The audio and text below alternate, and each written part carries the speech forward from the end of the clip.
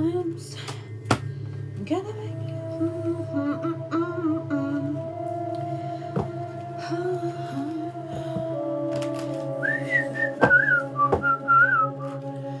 hard times. Why am I channeling that song? Why? That means something. Evening, everyone.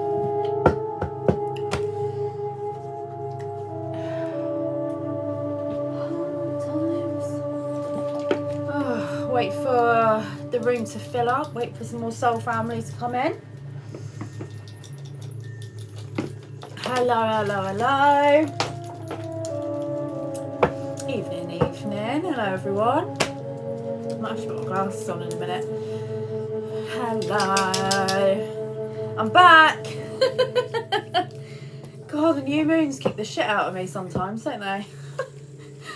Oh my god. That was bloody mental, that new moon. If any of you were dealing with any mixed emotions,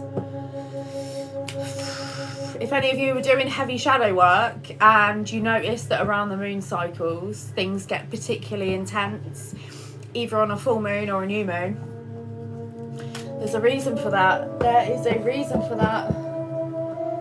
New moons and full moons heighten our emotions. We are like, I don't know what it is, 70% or 80% water, I can't remember which one it is. We're like, our bodies are so full of water, and the moon affects the tides in the ocean. It's going to affect us as well. If we're 70 or 80% water, it affects us. So yeah, make sure, if you don't keep an eye on the moon cycle, it's definitely worth doing. No, I don't do any free cards, no. So yeah, I'm going to do a collective reading this evening.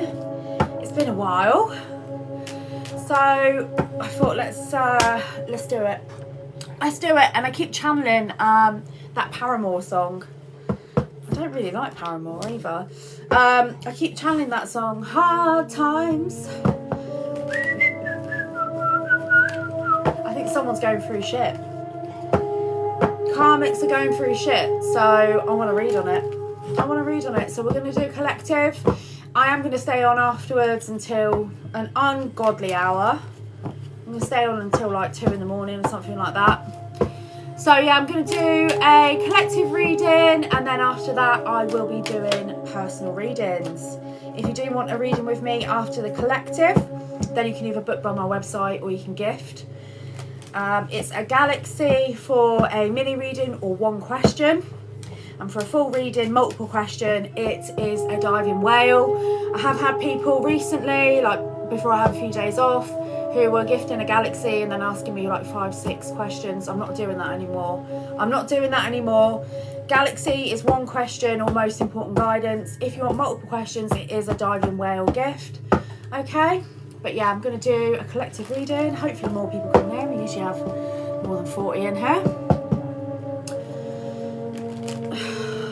Not sure what that's about. We normally have a few more than that.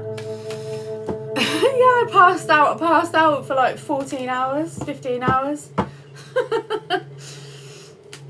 Oh my God. Where I'm doing heavy shadow work and where I've been fucking assaulted with a shitload of energy work, it's a lot to heal from, and like where I've been diving into my shadow work, I fully emotionally regressed back about 20 years, like the other day, and it was just shit that like I haven't even thought about in fucking ages. I'm aware that my karmic stalkers have been thinking about that shit for 20 years. But I hadn't, and these repressed emotions came all the way to the fucking surface and made themselves known. And yeah, apparently they wanted to be released, so I've released them, and now I'm good again. Still don't give a fuck what happened 20 years ago. But when you live in a small town, people hang on, don't they? They love it. They love to hang on. Not really sure why, but TikTok are capping my view to 40. I usually have like at least 100 people in there for a collective reading, but there we go. We move. Let's go. Let's do a collective reading. All right, guys. So if you soul family, you know how it goes with a collective reading. Yeah, if the message is for you, it will resonate with you. If it's not, then do not take it. It is not for you. If the message is for you, then you will know, okay? It will resonate. It will resonate. It's so bizarre. Like, I've had like what, 4 days off, and now is that how TikTok works? Is it if you have 4 days off, then like your views are just completely fucked? Okay, slave labor. Fucking hell. Right. I'm gonna do a collective reading. So yeah, please don't make the messages fit if they do not fit. I want to do a collective reading. We're in the run up to full moon. It's full moon, if you don't know, it's full moon on the Friday. So make sure you take a nice salt bath. Get some bath salts, chuck it in your bath, have a nice warm bath and cleanse your auras, guys, all right? That's what I'll be doing. Get rid of all these weirdos' energy that they like to throw at me obsessively. Lovely freaks. Freaks. Honest to God. Honest to God. Do you know what the weirdest thing is? When you like literally have forgot people even existed and they've been obsessively watching you, stalking you, slandering you for 20 years, and you're like, what the fuck? What the fuck? Weird experience, but we move. All right, let's say a prayer and then let's read the collective. Spirit is channeling me that Paramore song again, Hard Times. Hard times. Someone's really going through it. I'm telling you, the shit has hit the fan. So it should. If people want to be a weird freak stalker for 20 years and stalk someone around, then they probably do deserve karma. It's a fucking weird thing to do. Seems justified. Seems like the universe is balancing itself out. All right. Angels, ancestors, spirit guides, infernals, fae, and the Most High God, please protect myself and my beautiful collective while I channel the message for us this evening. Please use me as a vessel to channel the most important message for the greater good for the collective on their life paths and journeys. We pray in the names of all the ascended masters, including Mary Magdalene, Jesus, and Buddha. Amen. Amen. Hello. Yes, I'm back. I'm back. Oh, alchemy at its finest, darling. That's how terrible it can look. When you're doing your shadow work and alchemizing, it does not look pretty. It does not look good. All right. So, karmics, I can hear Spirit keeps channeling me that Paramore song, Hard Times. I'm not really keen on that song either. And I've got the Justice in reverse popping at the bottom of the deck, so some people could have interfered with your legal situation where they had no right putting their fucking noses. And all is being revealed is what I'm hearing. All is being revealed about these people, Emperor in reverse, abusing their power. Abusing their power. Okay, any sort of power or any sort of authority they had. These people are control freaks. This is a very masculine energy, but tarot is genderless, so take it as it resonates, guys, okay? So if you guys have had legal issues that you went through, you better believe all these karmic freaks put their nose in your business. You better believe these karmic freaks made false statements against you. You better believe these karmic power tripping freaks made false allegations, false reports, all of that shit. They did the most.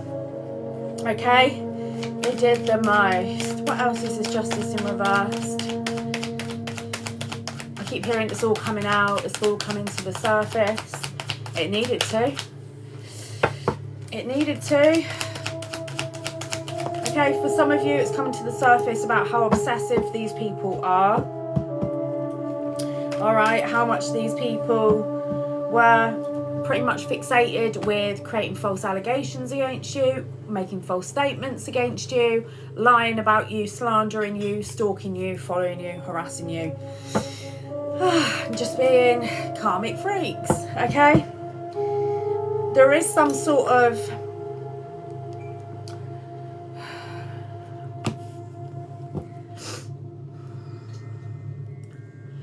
Knight of Pentacles. It's like for a lot of us, even though you've gone through something extremely unfair, okay? False allegations, false statements, slander, lies, people trying to get you set up, fucked over. For some of you, people trying to get you put in jail, people trying to get you arrested, people trying to get you sectioned under the Mental Health Act. Even though you've gone through a great injustice, Knight of Pentacles, they could not stop your forward progression. Okay, they couldn't stop your forward progression. This is you. This is you.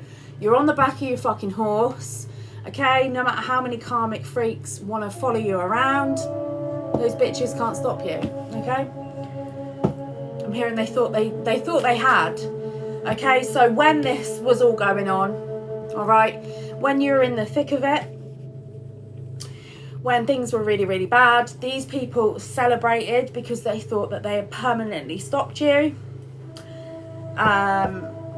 These people, for a lot of these people, their goal was to traumatize you permanently, to put you in such a low vibrational state that you just end up like an absolute traumatized, dribbling mess, and that you would never ever stand up and move forward ever again. Because if they had been through what you had just been through, you bet they would have never have got back up.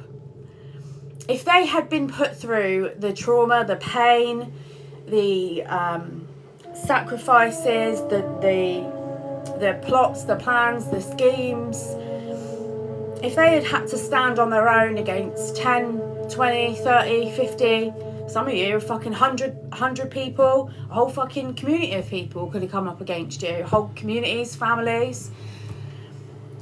If those people who did that to you had that done to them, they know they would be a dribbling fucking mess, and that they would never stand the fuck back up again. And that's why they celebrated early. Okay, that's why they celebrated early, because when they saw you stumble, they mistook your stumble for a permanent takedown. They're stupid. They're stupid. They are not as strong as you. You are still very much eyes on the prize, and you're still working towards your dreams. Even though you faced heavy injustice publicly. Okay, people in your community see this. They know what you've been through. Look, there they are. There they are. Hard times. I'm hearing Paramore. They're going through shit now. They're going through shit now.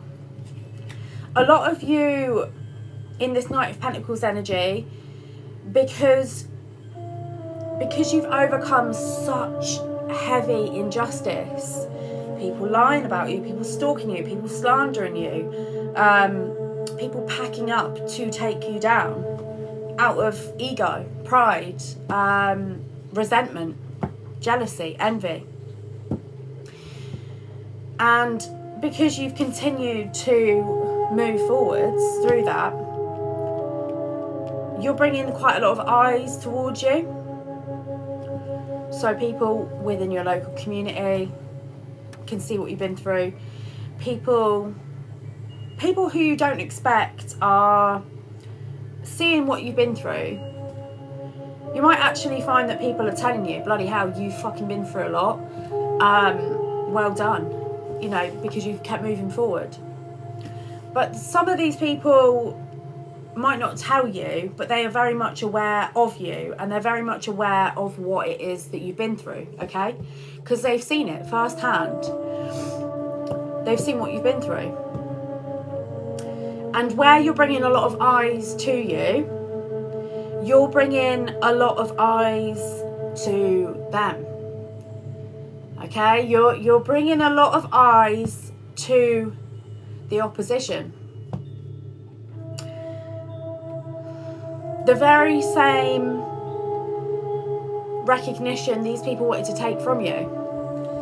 The same way that these people wanted to bully you and beat you down so much that you'd never stand up again. You are. So you're exposing all of these people. You're exposing their character. You're exposing their integrity. You're exposing their ethics. You're exposing their morals. All of them. Every single last one of these people are being exposed by the fact that even though you went through a great injustice, you didn't stop moving for anyone. Not a single person.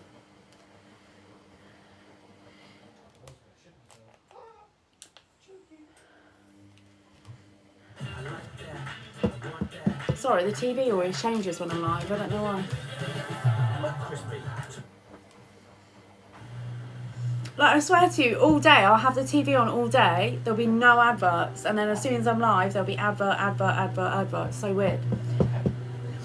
So by you continuing to move forward and working on your dreams, the places you want to go, the things you want to do, carrying on your spiritual journey, working on yourself, your fur babies, your families, whatever it is that you're doing, you are literally exposing these people for being nasty, slanderous bastards. Page of Swords reverse. These people saw you as easy target. They saw you as an easy target. They saw you as a victim. They saw you as prey. They saw you in a vulnerable position, and instead of staying away, if they didn't like you, staying away, or if they are a decent person, which they're not, they're rank. They're being exposed for what they are, okay? And if they were decent people, they would have held out a hand, helped you. They didn't. Okay, they didn't. They saw you as weak. They saw you as prey. And they all attacked you at the same time. And they celebrated when you were down.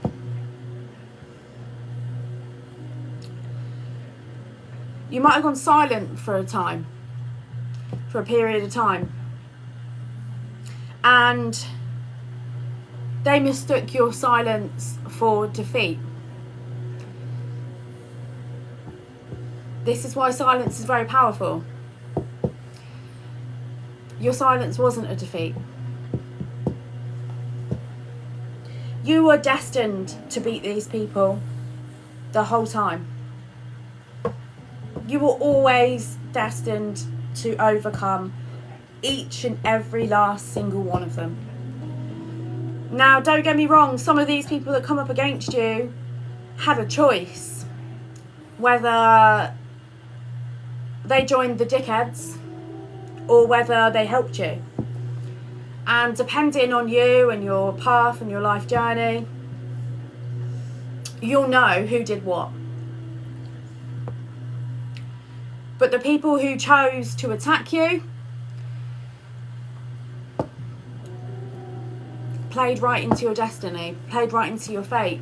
You were always destined to overcome these people. These people knew that about you as well.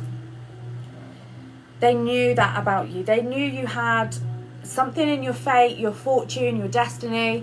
Something about you was different. They always fucking knew. Some of them were fully aware of the extent. They knew, like, when you were a child, they knew you were different. You were creative in a certain way. Some of you are musicians, some of you paint, some of you write, some of you are destined to create a lovely business, a family, a charity. These people knew there was something different about you, where you were going to go into life and make an impact. And instead of them supporting you, helping you get there, they wanted to tear you down, because they genuinely believed if they tore you down that they would be able to destiny swap you. They believed that if they tore you down, they could climb up and take your spot. They can never fill your shoes. Ever. Never. Not a single one of them. They are nothing like you. It doesn't matter how much money they've got. It doesn't matter what car they've got. They have not got the same gifts that you have. And within this collective, we all have very, very different gifts. The gift of being creative, the gift of being intelligent, the gift of being artistic, the gift of having a big heart and being able to love, the gift of being empathic, the gift of being a healer. You know, there's so many different gifts, and it doesn't matter what these people do to you. What you have within you cannot be bought, cannot be sold, cannot be begged for, cannot be borrowed, it cannot be stole. It's yours.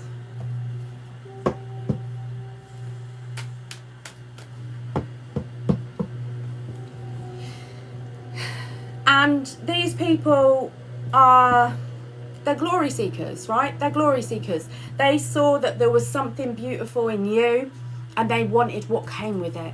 They wanted the way people perceived you. They wanted your heart. They wanted your unconditional love. They wanted your ability to manifest. They wanted your spiritual gifts. They wanted the way you're empathic. They wanted the way you have dreams, or the way you're creative, or whatever it is about you. They wanted that. And they wanted the recognition that would come with the gifts that you have been given. But they didn't want any of the struggle that it took for you to refine your gifts. They didn't want the trauma after trauma after trauma and hardship after hardship that you had to face to refine your spiritual gifts. But they wanted the glory for being seen as having that gift. Fake, arrogant, delusional. Totally delusional. And that's why they can never fill your shoes. Because they are not you. And it doesn't matter how many people came up against you. And it doesn't matter how unfair they were. And it doesn't matter how many people stalked you or harassed you or slandered you or mocked you or betrayed you. Because they just proved who the fuck they are. And so did you. Time and time and time again.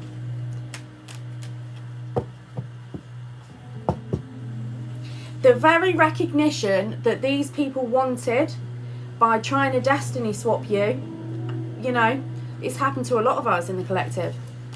The very recognition they wanted from taking your destiny, the way they wanted people to perceive them as something special or someone special or this or that, the very thing that they read about when they got these fucking weird readings on you and all that shit, the very same power that they sought to take from you, they're not getting any of the power, but these people are going to get all of the recognition that they deserve. The recognition that they deserve for the way that they behave. The recognition that they deserve for who the fuck they actually are.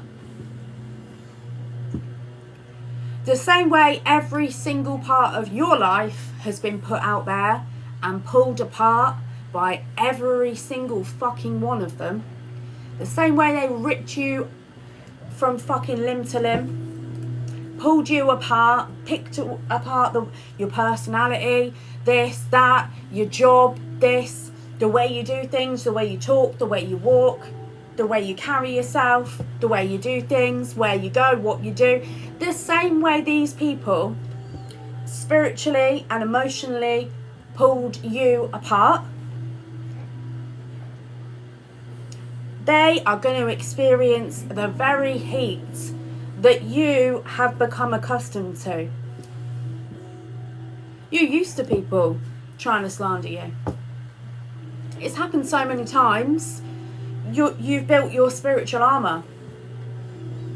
You're used to people snaking you. You can see it 10 million miles away now. You're awake. You're not asleep anymore.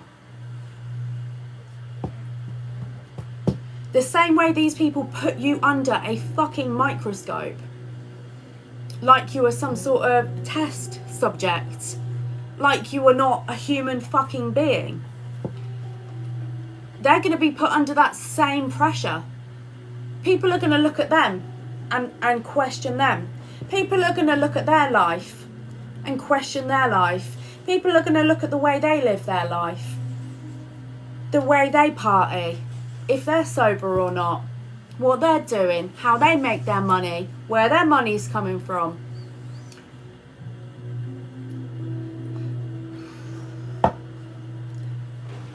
The same way they scream from the rooftops that you're a liar and you're this and you're that.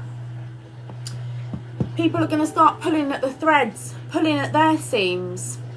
And their seams are going to pull away very quickly, because a lot of their shit is held together with lies. Lies, deceit, slander, absolute nonsense.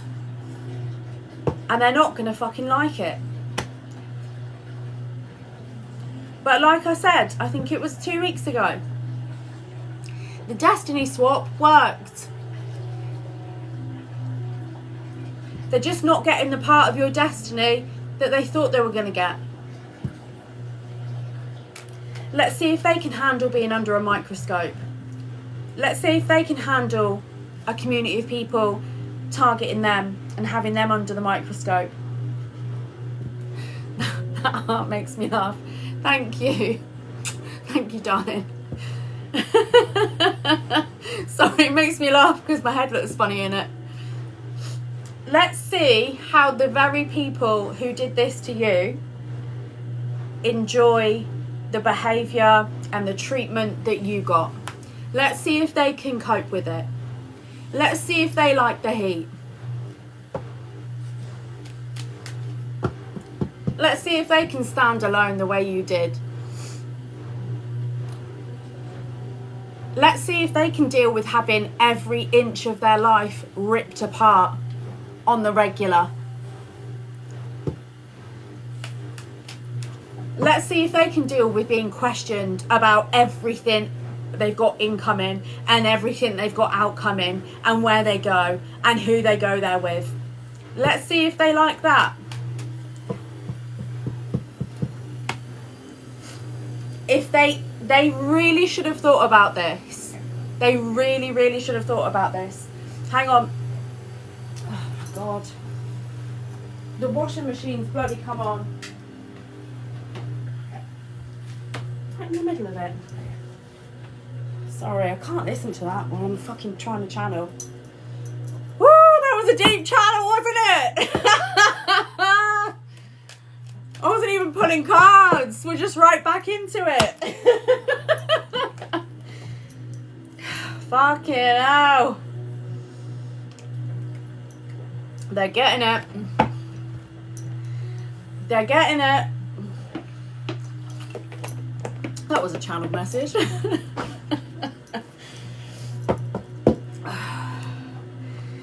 we go.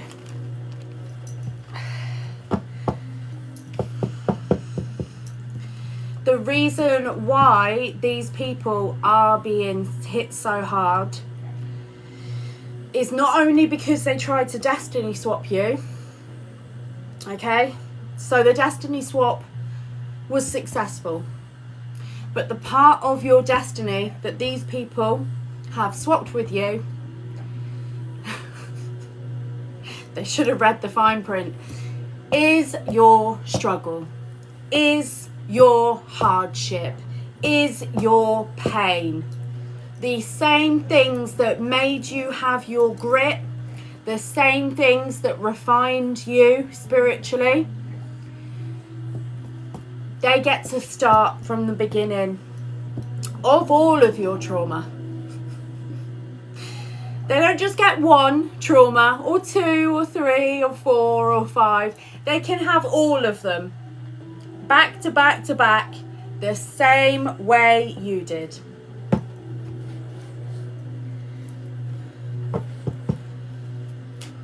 They already are.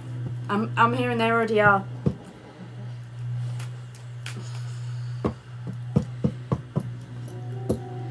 They've seen you be treated unfairly.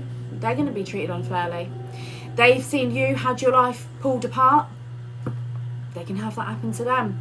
They've purposely betrayed you or had betrayal set up in your life. You better fucking bet that that is going to be happening to them. That is going to be happening to them. Back to back to back is what I'm hearing. And not only back to back to back, but they're going to go through all of that trauma, that lovely trauma that you went through, that they watched, that they enjoyed, that they thought was funny. Hopefully they were taking notes. Hopefully they were taking notes when they saw you walk through the valley of the shadow of death. I hope they were taking notes. What is that? What was that? Thank you, Space. That was so cool. Thank you. Hopefully these people were taking fucking notes, because when I know when I was and when you were in the valley of the shadow of the death, the only reason I feared no evil is because I knew the Most High was with me. Our killer is none other than... These people are going to have a very, very hard time walking through the same way if they don't have that same faith.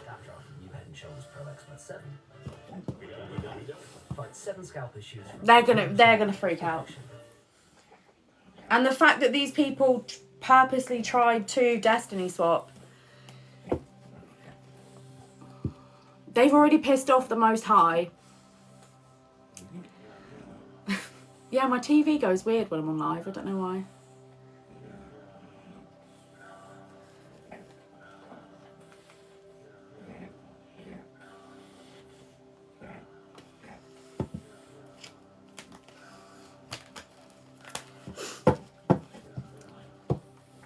So when I walked through the valley of shadow of death, I feared no evil, because I knew the Most High. I knew the Most High was going to get me through.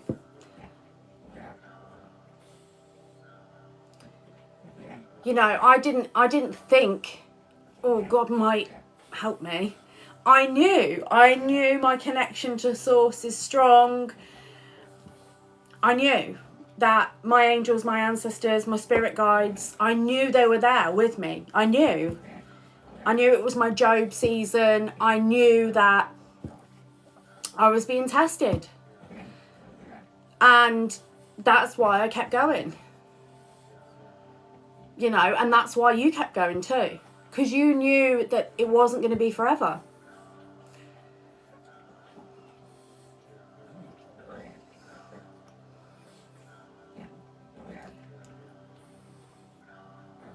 But are they going to know that? Are they going to know that after they've purposely put you in the valley of the shadow of the death? They put you there. They made you walk through hell. And they laughed at you while you were walking through it. You know, for a lot of us in this collective, not only did they laugh at you, mock you, slander you, betray you whilst you were going through it, some of them actually tried to make it worse. Some of them actually tried to trip you over while you were down there. Some of them tried to get you arrested, sectioned. Worse.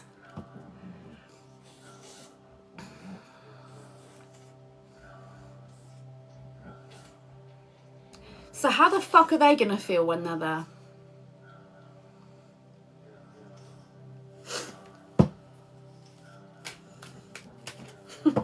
I'm hearing not good.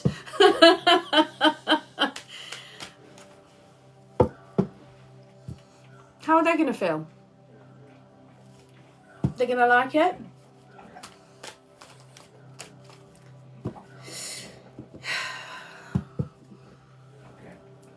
Like I said a few weeks back, the destiny swap worked. Just not in the way that they thought it would.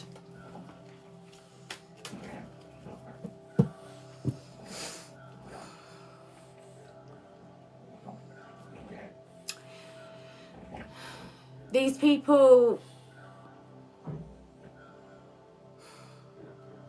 have seen you go through the most horrendous things in your life, and they thought it was funny.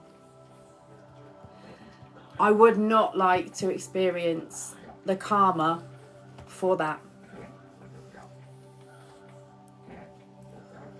I would not.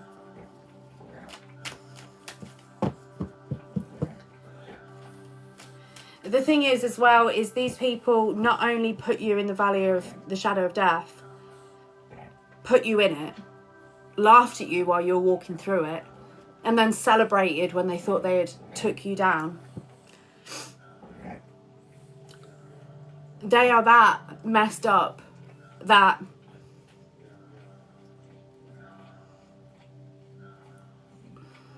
they're still trying to think of ways to betray you.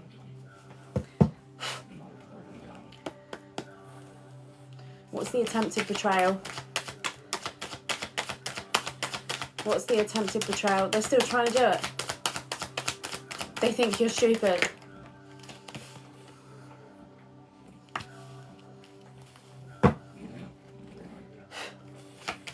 What's the betrayal?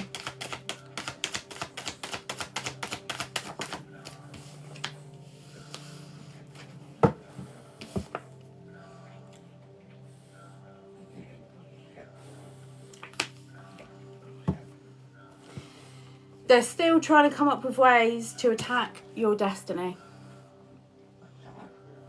Your destiny, your fate, your fortune.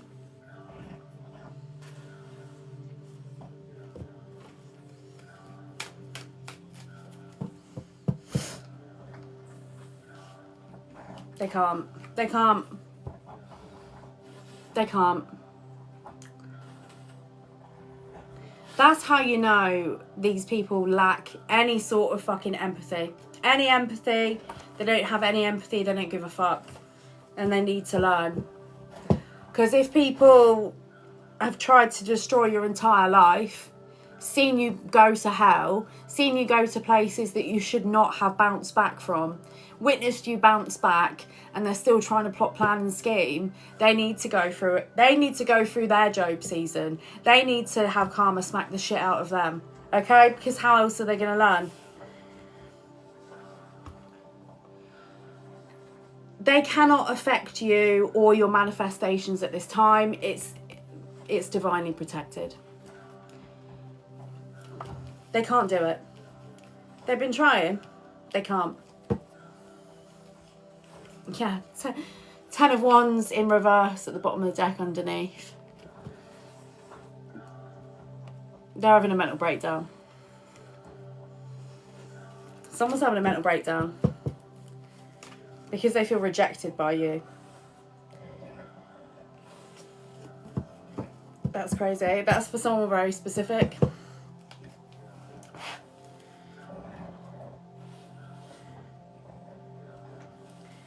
it's funny the way the cards are laid. It's like they are experiencing the darkness from your life. They're experiencing the dark part of your destiny, your fate, your life, your traumas. They're experiencing the underworld. They're experiencing the darkness. The things that you had to face. They're facing it. They're facing it. And then you've got Temperance in the middle. It's like the divine is just blocking these people at this time. No matter what they try and do, it's like they can't get to you.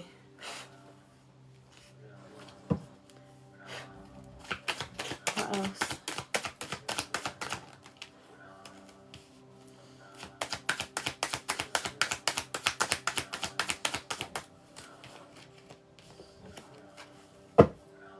This keeps coming out.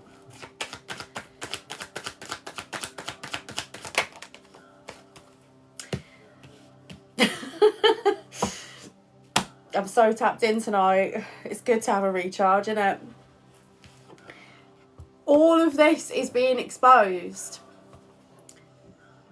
You know, when I said the recognition they wanted to take from you, they're getting it. They're just not getting it in the way that they expected. They're being recognised for the vile, horrible things. Cruel, nasty, slanderous. Cruel. It's cruel and disgusting. The way these people behaved. Horrible. If it was their mum, if it was their sister, if it was their daughter, if it was their son, if it was their brother, they wouldn't fucking like it. Cruel. It's being exposed. They're being seen. There is a High Priestess in reverse here as well. And a family. So there's a family here that dabble in more baneful workings. Childish, spiteful.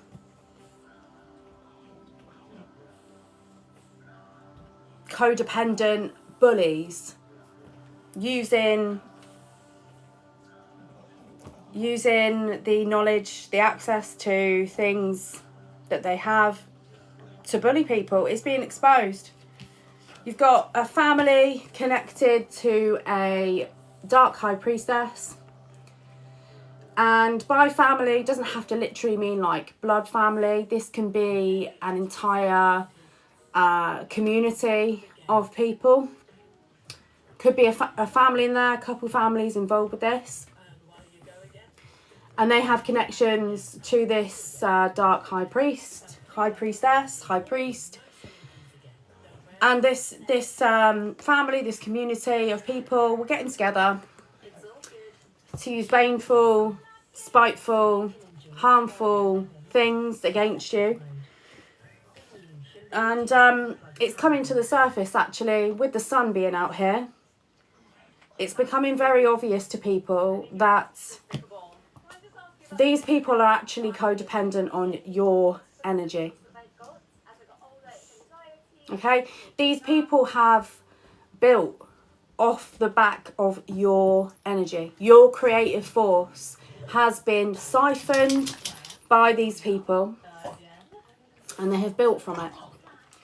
Okay? This could be friendships, relationships, businesses, partnerships, all of the above. They built an entire life off of slandering you and siphoning your energy in multiple ways.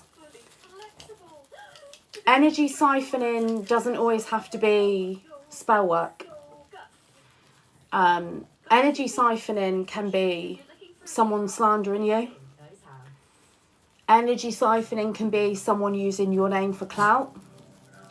Okay, so someone walking into a space, slandering you, giving it the big un behind your back, and building off you in that way. That is a form of energy siphoning. Okay? You might be very, very intelligent. Okay? These people tried to make out that they had the same qualifications as you, or they may have... this is destiny swapping as well, and siphoning. It's very, very weird behaviour. So say you could have had work experience in certain work environments, in businesses, this, that. These people were walking around as if they were the same as you. They'd lived the same life as you. These people were walking around as if they were you. They're not you. Okay? They're not you. These people making out that they've got business experience. They're walking around talking as if they've had the jobs you've had, or they've got the qualifications that you have, or they're better than you, or this or that, constantly walking around comparing themselves to you, when it's all delusion. It's all slander and delusion. Okay? Codependent on using your energy to build things.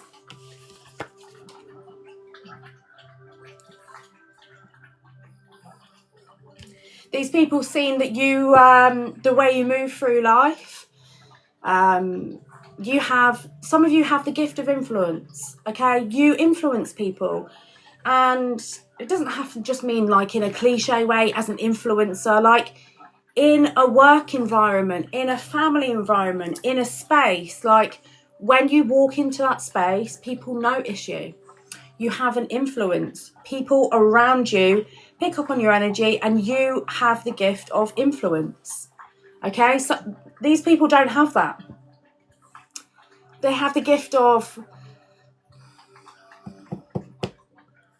I don't even want to call it a gift. They have the ability to slander. They have the ability of siphoning. Okay, they have the ability of, they're con artists. They're con artists. They're walking around proclaiming to the world that they're better than you and they know more than you and this and that. They haven't even walked the same fucking path as you. They're delusional. It's like someone saying they're a hairdresser. They never worked in a hairdresser a day in their life. It's like someone saying, oh yeah, I've got business experience because their cousin owns a business that they've walked into. Like, they're delusional. Totally delusional. People are seeing them as exactly that. Something just fell in my kitchen when I said that. They're angry. That was scary. People are seeing them. People are seeing that they just walk around shouting off their mouth, putting your name in conversation to make themselves look better. And it's just total fucking delusion. It's insane. They're insane.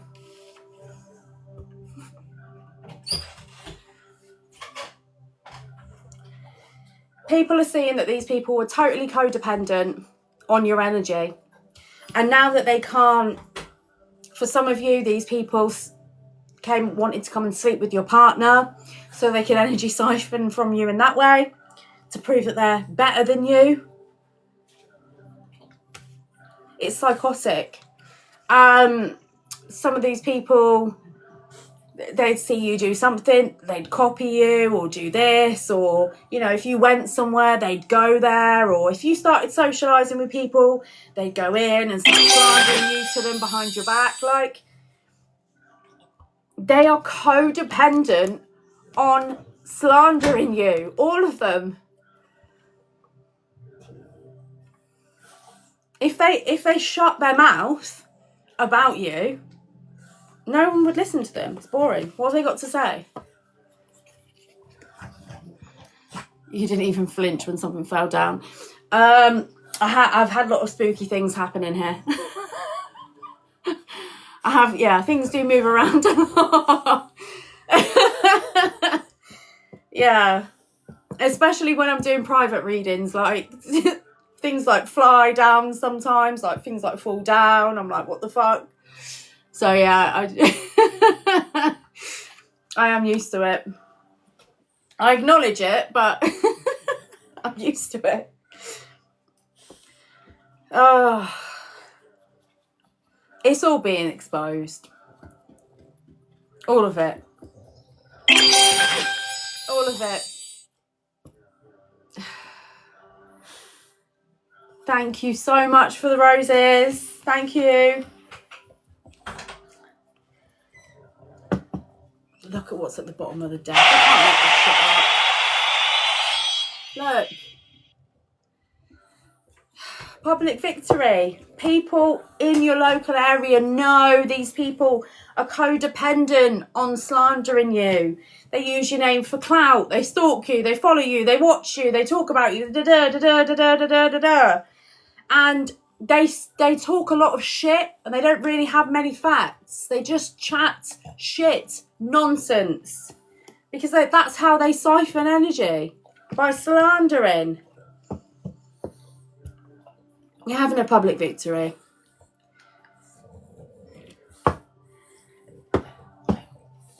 The same way these people thought that they could steal your gifts from you, steal your destiny from you, steal your life, your relationship, your home, your job, your money, your looks, whatever it is. The destiny swap worked. But they didn't get what they thought they were gonna get. They got all of your trials and tribulations, and also they are going to get public recognition. They're going to get public recognition for all the fucked up shit they did to you.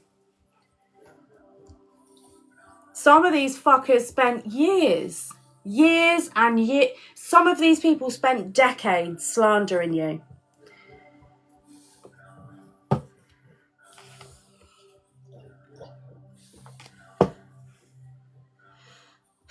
$10 years, 15 years, 20 years, 25 years, 30, 40, 50 years. Bloody hell. Just think how fucking stupid they look. Just think how stupid they look.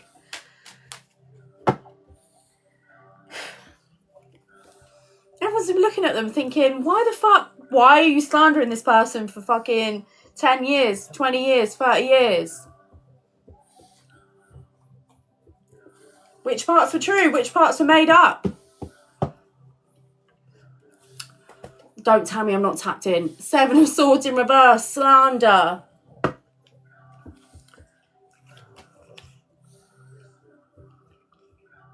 For some of you, this is a bitter ex. King of Cups in reverse. Bitter ex. This energy can just get... Like, honestly, some people just need to realise that they are not meant to be a part of your life. This energy here, this is a bitter ex, okay? This energy just needs to accept the fact that they were never ever meant to come all the way with you, and their place is always going to be behind you. And it doesn't matter how much they throw their toys out of their pram. It doesn't matter how much they have a tantrum. It doesn't matter how much they act like a 5-year-old. This person was not meant to come with you. They're bitter. You're not bitter. They're spiritually shut off. You're not. You're tapped in. This collective, we are very, very heavily tapped in. This person is not tapped in. They need to just accept that. This person could never level up with you. You were always meant to level up spiritually. This person never did. They just stayed in the same place, being bitter. They need to get over it. It's not your fault that they never leveled up. It's not your fault that they couldn't come with you. This person wasn't part of your destiny. They're bitter. You're not. You're tapped in. How are you going to be around someone who's bitter? You're tapped in. How are you going to be around someone who's narcissistic? It's going to drive you absolutely fucking insane.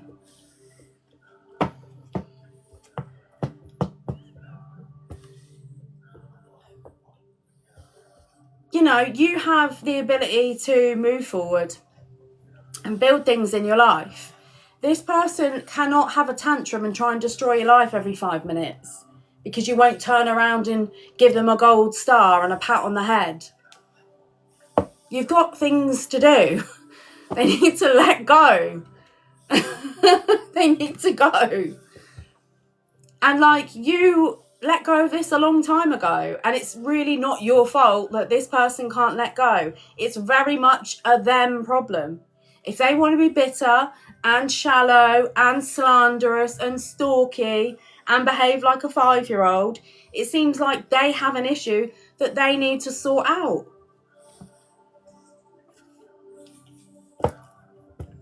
Bitter. I'm not going to go out of my way and go buy some gold stars and write well done on it and reach back and put it on this energy's top or on their work. It's not going to happen. Thank you so much, Rowan. Thank you, love. I'm not buying gold stars. It's not happening. You know, for a lot of you didn't actually realise how bitter this ex was. Okay, you were just like, okay, the relationship's done. Oh, this person's been slandering me for a long time. Just, it's silly. Okay, it's silly. I'm just gonna say it as it is. It's silly.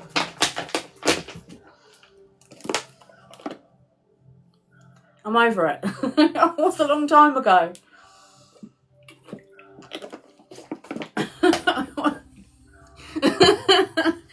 I'm not buying gold stars for, and neither are you. We are not buying gold stars for energies that are bitter, that want to slander us. Okay? That's the rule of thumb. If someone slanders you, you don't treat them well. Okay, grey rock method all the way. Yes. Someone feels really rejected.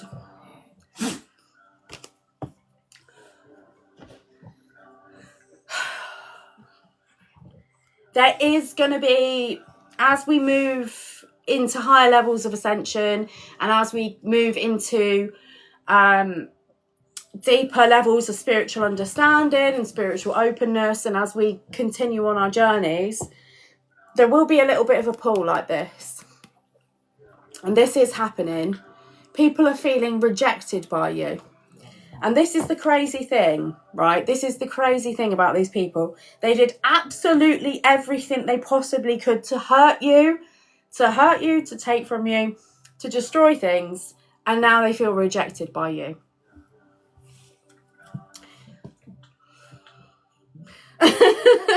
That's not how you...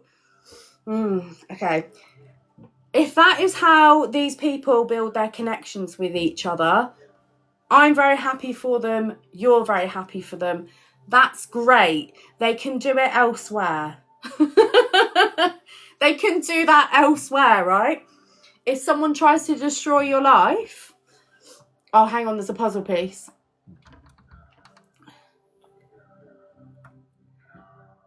If someone... Sorry, it's a puzzle piece. If someone tries to destroy your life, okay, and then they feel rejected, it feels like a lot of these energies are still not sober. They're not... They're not in sobriety, because that is fucking weird, okay? That's weird.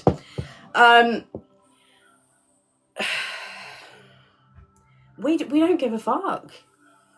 Like, we really don't. Like, a lot of the people who feel rejected by me and you are the very people that tried to destroy us.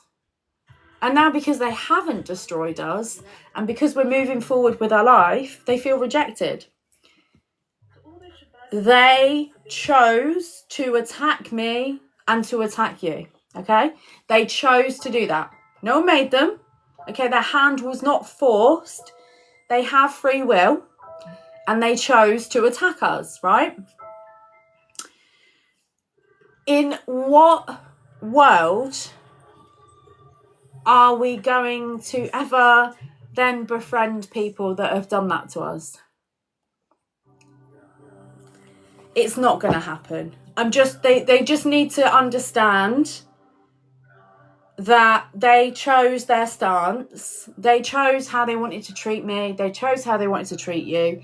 And now they can just stand on business. Okay, they do not get to waltz back into your life or my life. If you have children with these people, you just have to set extremely firm boundaries. Extremely firm boundaries. And that is a difficult thing to manage. It's doable, but it's challenging.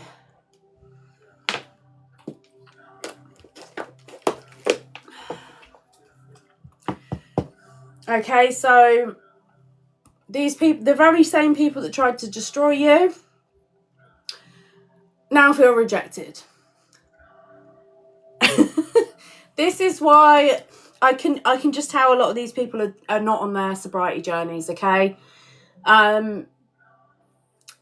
So, you know, you don't wish them anything bad.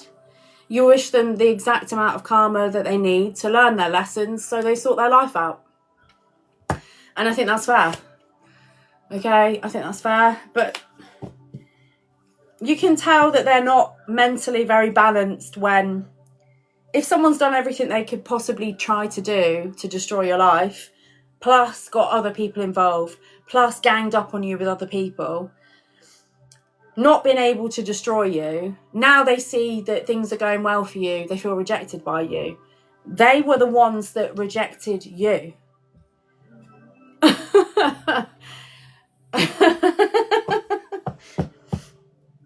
It's crazy. It's so crazy. Karma again. The very people that rejected you now feel rejected. That's a bitch, isn't it? At the bottom of them. Because your hard work's paying off. So they want the glory, but they don't want to support you through the down days. They want to swoop in when things are great and pretend to be your friend and ignore the fact that they tried to destroy your entire life and slandered you within an inch of your life. They really need to get a grip there. Yeah, still slandering you. This is what I mean. If you let these people anywhere near you, they're still slandering you. So they feel rejected by you, but they can't keep their fucking mouth off you. They're still slandering you because they feel fed up. Wild.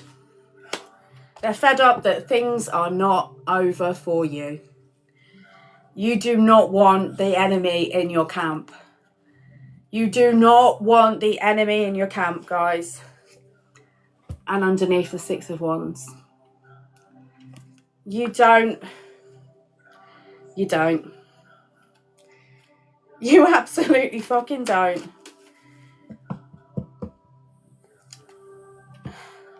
People will come into your life who will not try and destroy absolutely everything about you. Okay? It might seem it might seem like fucking hell when, but just keep the faith. Hold your boundaries strong and keep pushing forward. You know, this is a lot of karma. This is a lot of trials and tribulations to push through. This is a huge amount of karma that is being dished out to people. You know, the smoke has to settle before new people can come into your life, okay?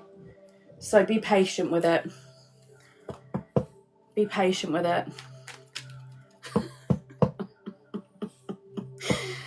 Oh my God, these people feel rejected because things are going well in your life. That's what it was about the whole time. These people saw your potential from day one, and they wanted to crush your light into the ground and destroy it before anyone else seen it. That's what it was the whole time. It's very obvious to people now. Yeah, that was their strategy. That was their strategy. A lot of these people that were around you from in your childhood, family, friends, whoever, they're aware. They knew you had a light. They knew there was something different about you. You might have shown spiritual gifts really early on. You might have been really intelligent or really confident or handsome or beautiful. Or there was just something about you that these people just wanted to hide. That was like their strategy. Their strategy was to isolate you from the world, because they knew the minute you shined your light out into the world, that you would find your soul family, you would find your tribe, you would find your people, and a lot of us in this collective, you're meant to bring things into the world. Some of you are destined to bring in beautiful children into this world, and some of you are destined to have families, beautiful families. Some of you have spiritual gifts. Some of you, like, massively varying spiritual gifts throughout the collective.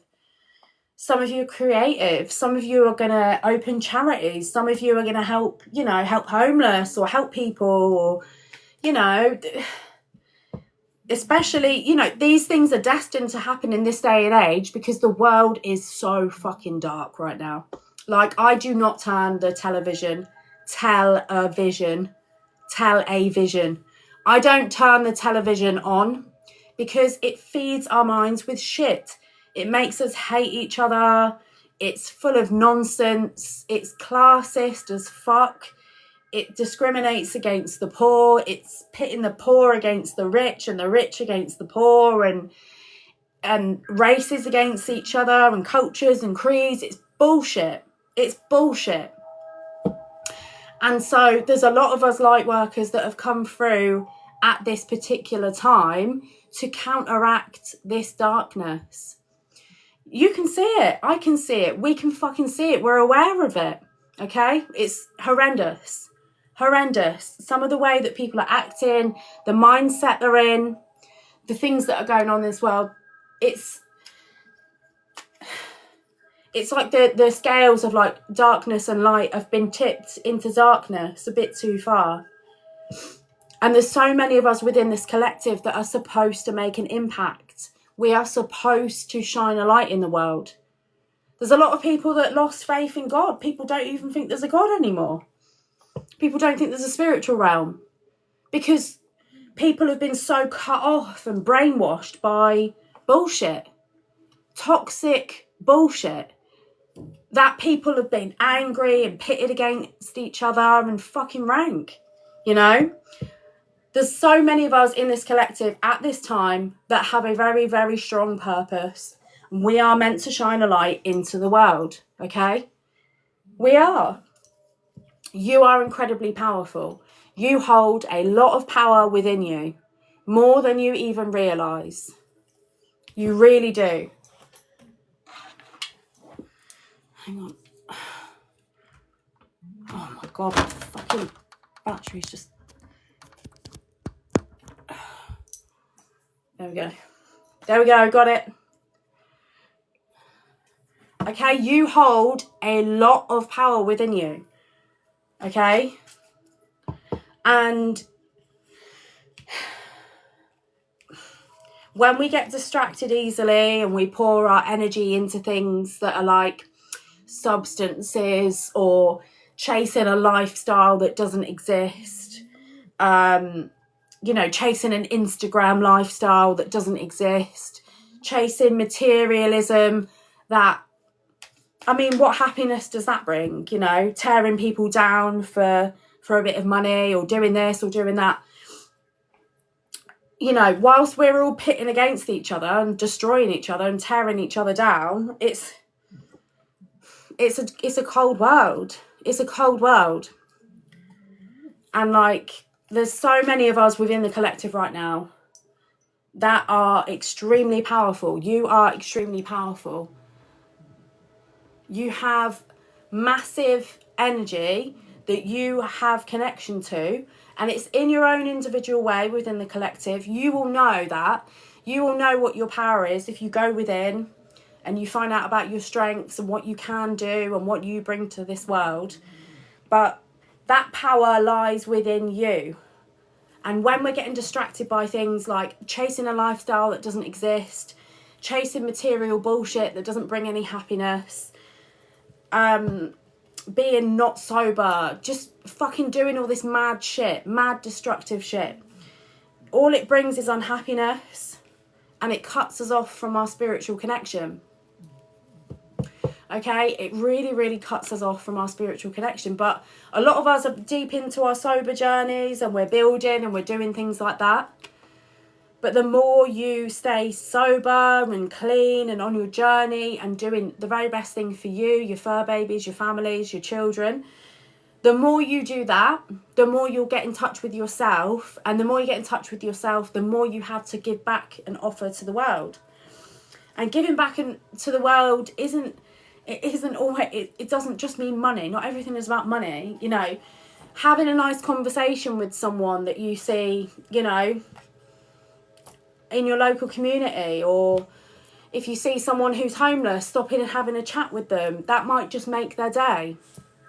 You don't have to only approach people if you can, you know, do a miracle or like house them or whatever. You know, just stopping, having a chat with someone, or you know, helping an elderly person carry a bag to their car or to outside or something like that. You know, little things where we give back to our community, those are important things. Not people slandering each other, stalking each other, doing all this mad shit, you know. The important things are coming together. And for a lot of you within this collective, what you've been through, the way people came at you aggressively to tear you down, is because you have a huge spiritual purpose within your community, within the country, within, for some of you, the world. Some of you are going to write books and be speakers and charities and fucking, you know, you're going to make big fucking change in this world, okay? Some of you are light workers and you've got all different jobs within that. The reason why these people came against you so heavily, the opposition was so heavy, is because of your destiny, your purpose. And a lot of these people didn't really understand, like, them coming up against you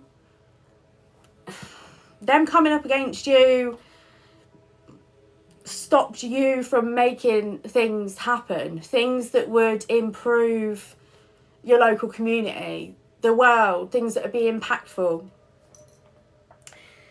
And they're realising that now. Even if they don't admit it, they know that you have a bright light to shine. And thank you so... What was that? A watermelon. Thank you.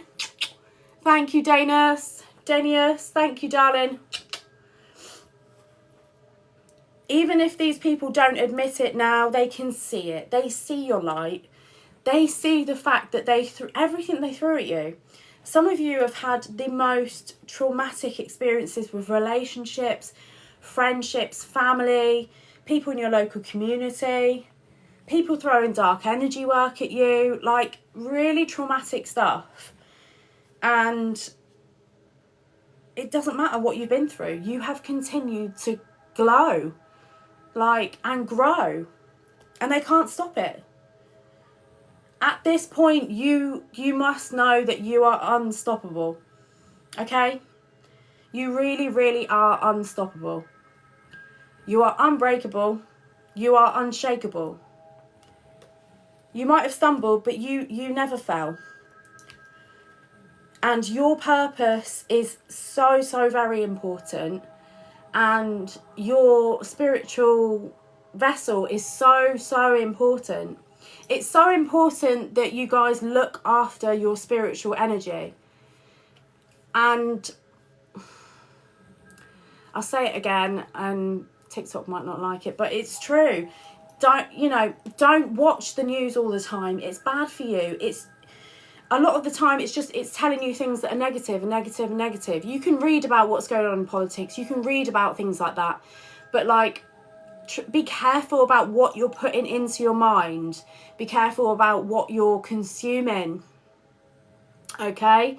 Because in this day and age, your attention, what you give your attention to, is so fucking valuable. Like your attention, your energy, your focus, your energy, your currents of chi, right? What you consume and what you look at, what you give your attention to, it's really, really important. Okay, so if we're consuming things that aren't good for us, things that are violent, things that are bad, things that are low vibrational, we need to like really just cut down on all that kind of stuff and completely get rid of it if we can. We do. We really, really do. We need to get away from that shit and really be mindful about what we're consuming, and only consume things that are going to help us improve, help us build, and help us move forward in our spiritual journey. I've had to be really, really mindful recently about what I watch, what I consume, because you can't help but notice, obviously, things on the world stage going on, like with P. Diddy and, all of the scandals that are happening with them. Like, I've got loads of music on my phone, right? And I put it on shuffle, and sometimes, like, some of the music that comes on, I had P. Diddy songs on my phone and I didn't even realise. So, like, things like that, the things we consume, it's so important that we don't consume from artists like that. They shouldn't get your currents of chi, your energy, because they're destructive. They are really, really destructive. And like, everything that's coming out about him now is just absolutely vile and disgusting. I don't even want to look at half of it, but most of us are aware of it. And it's like those kind of energies on our planet right now, like they are being revealed. They're being exposed. They're being exposed for like how sorry, the TV paused itself. For how low vibrational they were, for like how it's evil. The shit that they were involved with is evil. I don't give a fuck what anyone says. The shit they were doing is evil, it's low vibrational, it's sick, and I'm so glad it's being exposed and that they're actually going to jail for this shit, because the shit they were doing was rank. And there were certain industries before, globally, that, people were managing to climb up the ladder within and be in the public eye, and they were doing the most vile, disgusting things behind closed doors to people, And like, now those people are being exposed. It's being exposed how codependent those people were on siphoning your energy as well. Like, those people were siphoning energy from people in really negative ways and then using it to hurt people. So it's all falling down. It's all falling down. It's happening on a global scale. And people like that need to be taken down. They're disgusting. They're absolutely disgusting. Like, the things that those people have done, it's vile. It's vile, and I'm glad it's all being exposed. But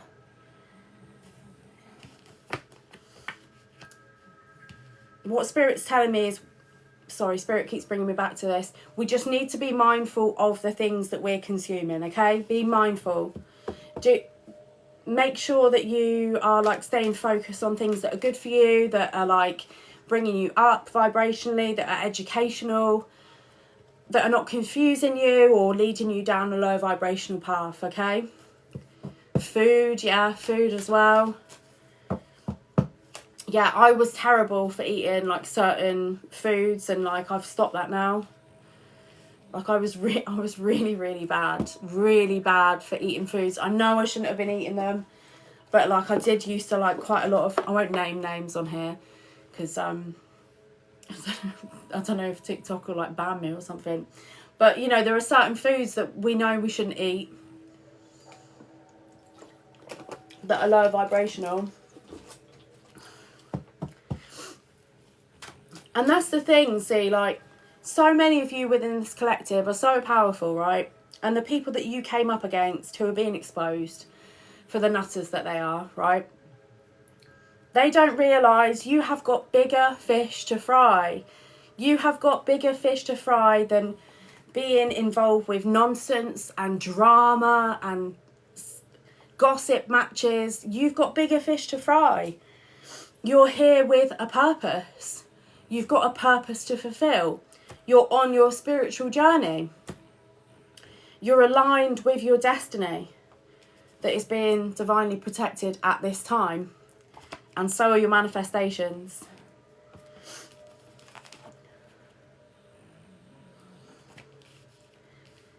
And you just have bigger fish to fry than petty shit. You've got a purpose. You know it. You know what your soul's purpose is. And if you don't know right at this moment, then just enjoy being on your spiritual journey and building yourself up, looking after your vessel, making sure you're consuming the right things, making sure you're spending time in the right places. In doing those things that are higher vibrational, you will align with your destiny because you're doing the right things that are for you, your vessel, your body, your family, your fur babies, right? And it's like these people who did all this shit to you can't see the bigger picture. Again, that's not your it's not your problem. But you really have got bigger fish to fry than a bunch of gossipy idiots. You've got a destiny to fulfill, you've got a spiritual journey to unfold, and you've got a destiny to fulfill, guys. It doesn't matter how fed up these people are about it. It doesn't matter how much they want to slander and be petty. You have got bigger things to do. You've got places to go. You've got people to see. Some of you have got businesses to open. You've got things to create, music, paintings, art, businesses, charities, lives, families. You've got all of these things that are on your path, that are unfolding, that are protected by the divine. Yeah, you've got paths forward here. You've got these pathways forward.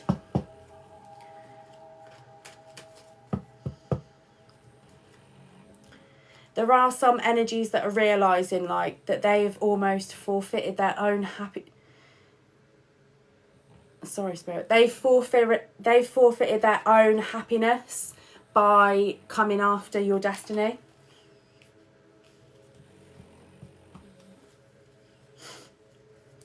People from your past. People from your past. This could be people from your childhood. This could be family. I keep hearing parents. For some of you, this is parents. Or a parent. Look at that underneath. These people have known since childhood that you had... Look at that. Look, since childhood, they'd known about your Ten of Pentacles. They knew you're in this star energy. You were destined to have a bright light. You're destined to open that business, to be the first millionaire of your family, to be the first business owner in your family, to have a big, beautiful family, to paint, to be a musician, to be an artist, to be a poet. These people have known. Look at that. Six of Cups, Ten of Pentacles, Star. My ear's burning as well. They have known since you were a child that you were destined for this.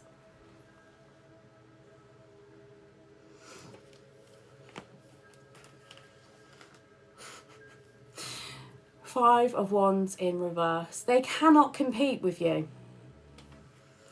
What is meant for you, that is ridiculous card combination at the bottom of the deck. What is meant for you will not go by you. It really, really won't, guys. You're stubborn. You refuse to compromise. You're destined for this. This is your destiny. This is your fortune. This is your fate. They can't compete with it. They're not you. They can't be you. They can't be that poet, that artist, that musician, that business owner, that entrepreneur, that healer, that Reiki practitioner. Whatever your gift is, they can't do it. It's yours. It's part of your DNA. It's who you are. It's always been who you are.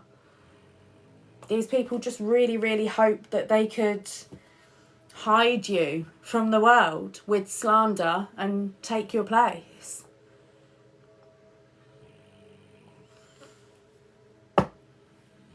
They can't. They can't do it.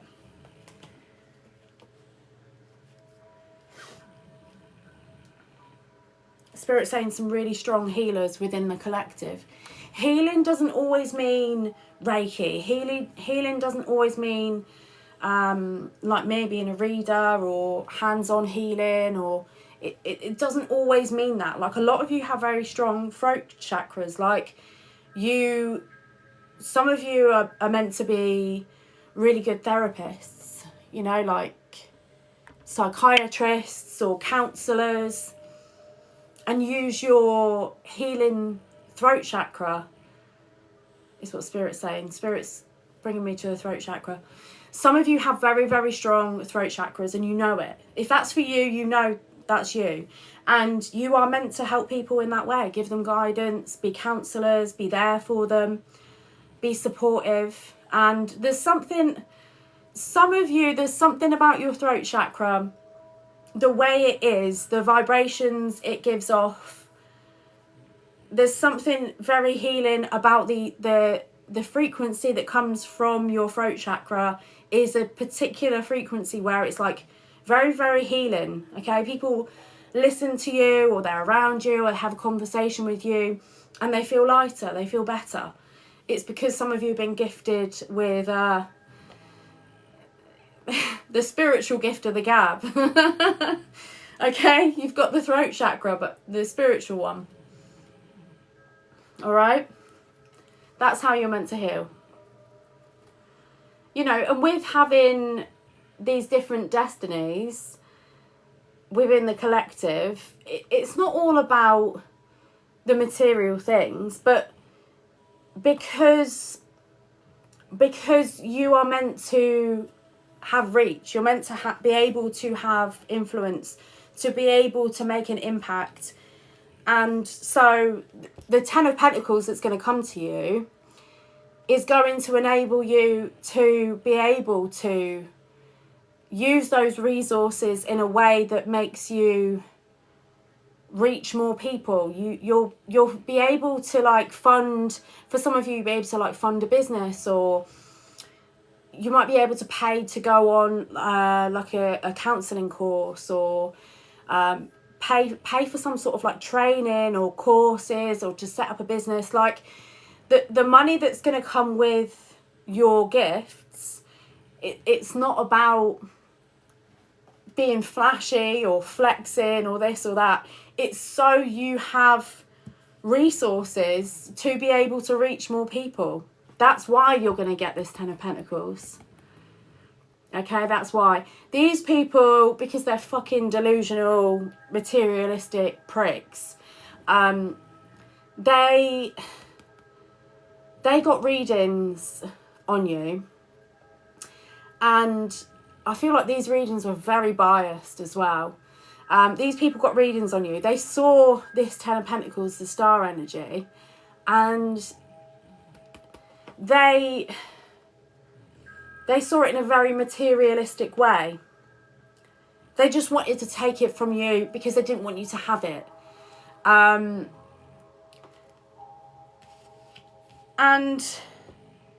it's fucked up because you're meant to, so many of us in this collective, we're meant to help, we're meant to heal, we're meant to uplift, we're meant to be impactful, we're meant to make a difference with this. This isn't, oh, look at me, I'm a flashy prick. This is, no, I now have the resources to be able to build something that has a positive impact on people. And the people that got these readings on you saw this and were jealous and envious and coveted your resources when those resources were meant for you because you could be trusted to have something like this. Like, you were meant to have this so that you could be in this star energy and influence people and heal people in whichever way and outlet that is for you. This is yours. Okay, this is yours. And it's meant for you. And what's meant for you won't go by you. But the way the people who came up against you saw it was they couldn't see you have anything because they were jealous. Or they couldn't see you have anything because it's you. Like, it's very, very... It's small-minded shit. And you're thinking out the box with this shit. You're thinking progressively. You're thinking progressively. You're thinking diversely. You're thinking what you can do with this shit. These people are thinking how to steal this shit from you so they can buy a car and drive around and laugh at everyone in it. Like, dickheads. Just dickheads. Dickheads. For some of you, you're meant to have these resources so you can have a better quality of life. Because you deserve to have a quality of life. Because you're allowed to have a quality of life. Like, these people wanted to see you go without the most basic things. Just because of jealousy and envy. They didn't want to see you have anything. Anything.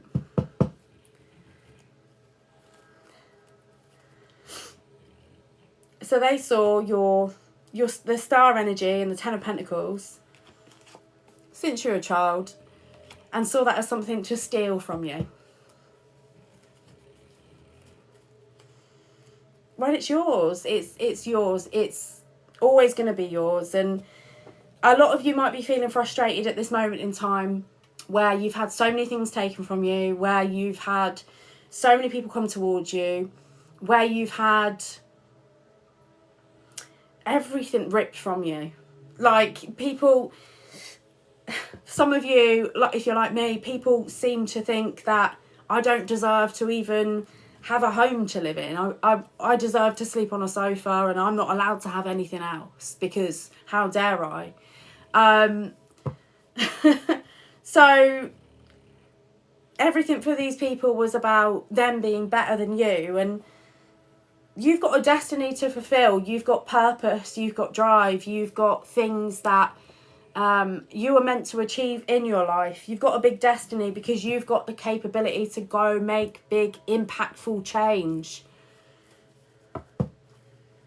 You've got this ability, okay? A lot of you are meant to build big businesses and beautiful families and charities, and you're healers in different ways, and you're just meant to make a fucking impact. And that's what these resources are going to be for. So if you're feeling frustrated where you've had everything ripped from you again and again and again, it's because God couldn't give you these resources until, and your angels, your ancestors, your spirit guides, you couldn't be given these resources until you had learned that these people, who they were, and you'd seen them fully and understood them fully. And that you knew that if God blessed you when these people had access to you, they would have took all of it from you. Everything. And that's exactly why you're going to receive your blessings when these people don't have access to you. Because now you understand what to do with it, and now you understand the reason why you had to be isolated is because these people would rip a crumb out of your hand if they could. Okay, let alone a big blessing. These people would take anything from you. These people would take anything from you. They were just obsessed with controlling you. They saw that you had power, and because their mind, because they let envy and greed and, you know, all this mad shit take over them, they wanted to dominate you. They didn't understand that. They didn't take a minute to step back and think, who is this person that I'm doing this to? Why am I attacking someone like this? They just saw power and sought to take it. This person, this could be a karmic father figure. King of Swords in reverse is heartbroken. Heartbroken they can't dominate you. Heartbroken that they can't siphon off you. For some of you, you could have had a karmic mother figure or father figure, stepmother, stepfather, take it as it resonates. Siphoning off your energy since you were very young. Okay, this karmic parental figure, again, saw your light, saw your potential, saw your gifts.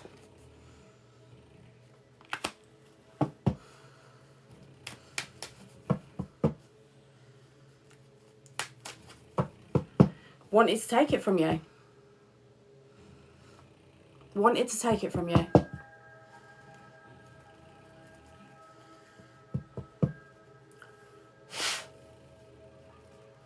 This karmic parental figure is now heartbroken that they couldn't stop you. They're heartbroken that you stepped into your power. They're heartbroken that they no longer have access to you.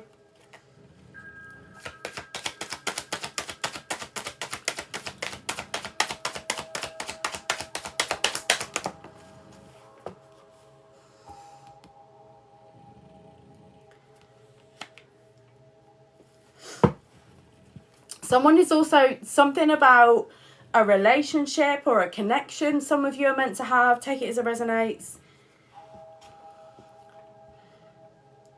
There are multiple energies that are heartbroken that they threw absolutely everything at you. They wanted total dominance and control over your entire life.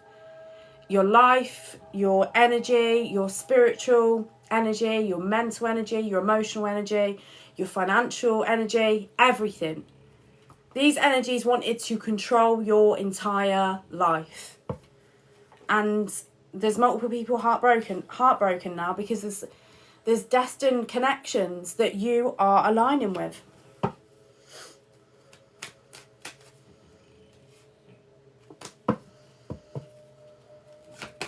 They're coming in, guys. They're coming in. Soon, I'm hearing. Yeah. And blessings. Ace of Pentacles. These people that try to control you, to control the narrative about you. That's what they wanted to do. Their opinion of you wasn't opinion, it was fact. And because they didn't like you, because they were envious of you, because they knew since childhood you were destined to align with this,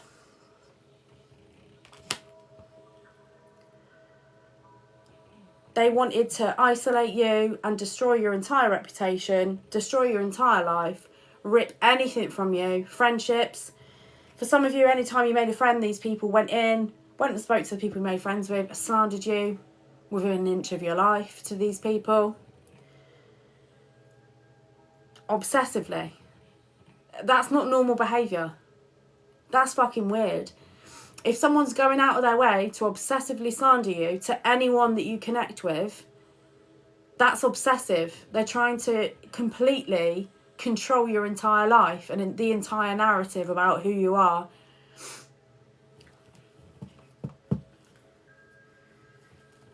Now they're heartbroken because you're being blessed. Ace of Pentacles. You've got soul family that you're connecting with. They're talking about it. They're talking about it. And do you know what? That's all they're fucking good at. That's all they're fucking good at. All they are good at, 222 in the room. Confirmation. All these people are good at is running their nasty mouths. They're talking about the fact that they are heartbroken.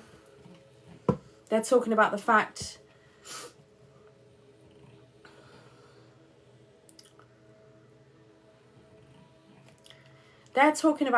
that they purposely wanted to destroy any relationship you were in. If they found out you're in a relationship, they would either go in behind your back to the person you're with to sleep with them, or send other people in to sleep with them. That's not normal. That's psychotic. That's psychopathic, sociopathic behaviour. That's not narcissistic. That's worse than narcissistic. It is psychopathic, sociopathic behaviour. Okay? That's not normal. That is not a normal thing to do. That is weird. Okay? Very strange. These people are talking about the fact that even though they wanted power and control over you, even though that they did their best to break your heart, you're still being blessed.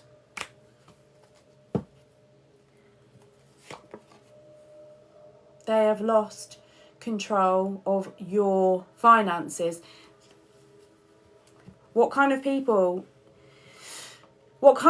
think they have a right to control someone else's money? People think they're entitled to steal from you. You're a hard worker and they see your hard work. They're envious of it. They feel they have the right to steal it from you.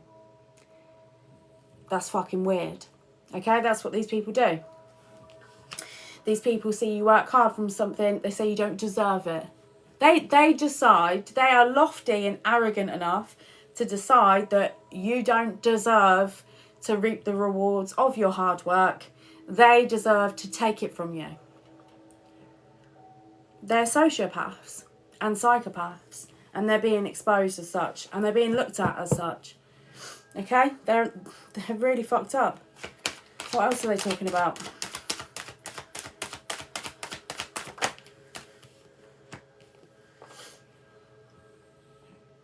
Talking about your Ace of Cups.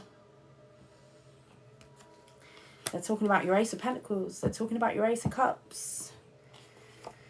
They're talking about your Queen of Pentacles. Always money with these people. Always money. These people called you materialistic, yet all they do is sit around and pocket watch. These people could literally be sat there with calculators trying to figure out how much money you've got. Literally sat there with a calculator trying to figure it out. Fucking weird. Okay? If some of you are self-employed, you've got your own businesses, or you've got your own thing going on, or even if not right now, they're still trying to pocket watch and figure out how much money you've got left, how much money you've got, what you've got coming in, what you've got going out. Pocket watching. Very strange behaviour. Because they're corrupt. They are materialistic. That's why they pocket watch. Because they're materialistic and shallow. These people have been materialistic, shallow, pocket watching, envious bastards, right? That are corrupt to fuck. The whole time they've had the audacity to sit around and call you a gold digger. Yet they've watched you work hard for your money. They watched you work hard for your money, then called you a gold digger, then wanted to take it from you.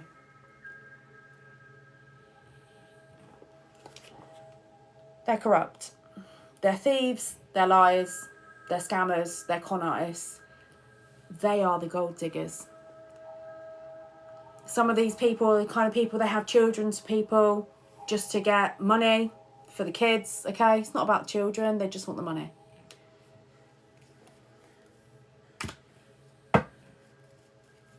Whilst calling you a gold digger. Interesting.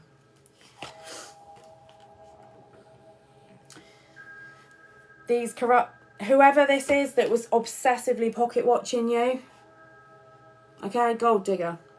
This is a gold digger, okay? They are really dealing with a lot of shame. And they are having a mental breakdown because everyone can see what the fuck they've done. And it's sick. They are sick and twisted and weird. They're being seen as stalkers. They're being... like, who the fuck is going to pocket watch someone for 20 odd years? 5 years, 10 years, 15 years, 20 years. Obsessively trying to figure out how much money someone's got. And then call that person a gold digger. Weirdo. Freak. Absolute stalking freak. That person's having a mental breakdown because everyone's seeing them for who they are. They're getting that public recognition. The same attention they saw you get that they desperately wanted. Now they're under the spotlight. And the thing is, the same way they put you under the spotlight and pulled apart all your flaws, everything you did wrong, exaggerated anything you did wrong, lied about it, added to the things you'd done wrong, and told everyone how terrible you were, they can go under that same spotlight and everyone can look at their flaws. Everyone can look at the fact that they are a gold digger. Everyone can look at the fact that they are a pocket watcher, that they are a stalker, that they are a slanderer, and that they are a liar. They broke multiple laws against you.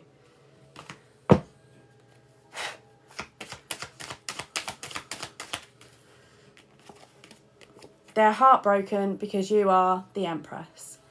You're the Empress, you're the Emperor. You are very much tapped in with Source. You're tapped into creative energy in whichever way it is that you guys express that. Painting, art, poetry. You might be readers, you might do Reiki, confirmation burp. You're tapped in to your creative energy. Someone is heartbroken that you are being seen in this energy.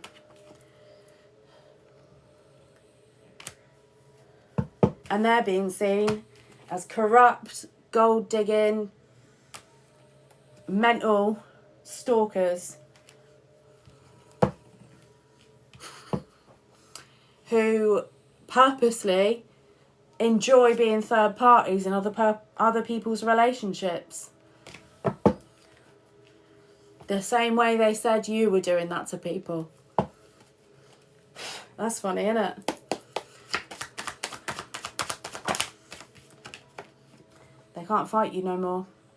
7 of Wands in reverse. Shit's hitting the fan.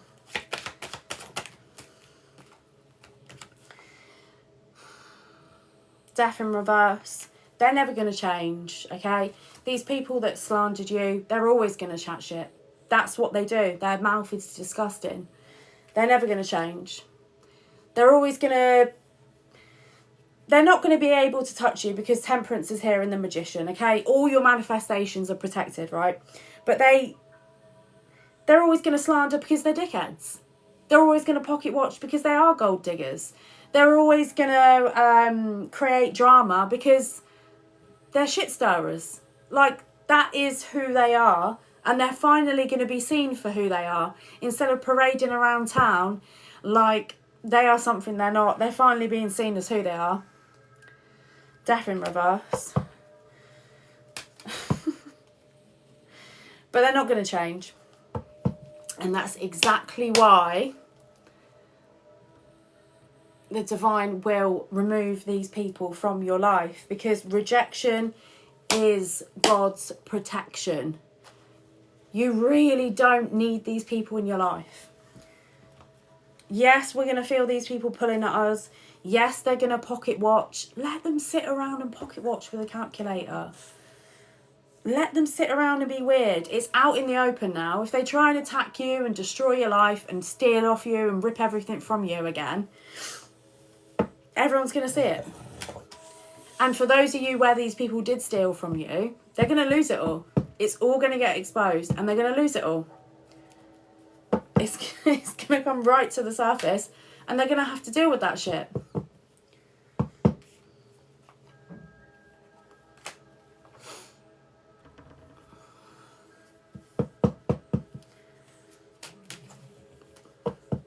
Again, it's not your problem.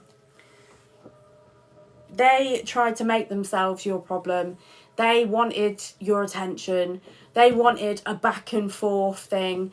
Like, it's not going to happen. It's not going to happen. You've got bigger fish to fry. You've got better things to do than this bullshit. They can sit and pocket watch and be freaks with a calculator.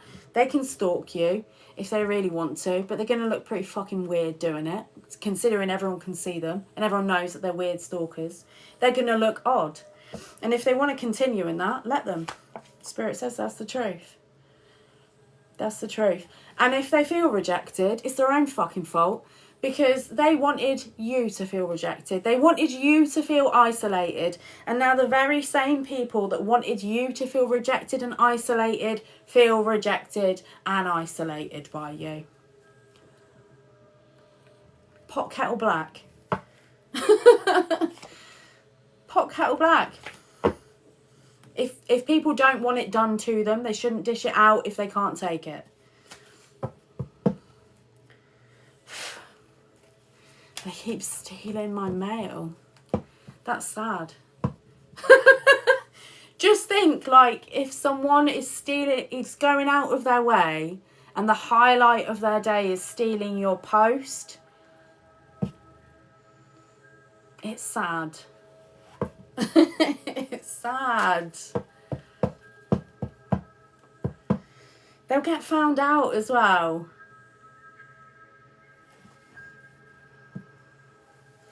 If I found out someone had stole my mail, do you think I'd be angry? I'd be like, what a sad little person. Oh, I've got the post. Fucking hell, if that is the highlight to someone's day, yeah, let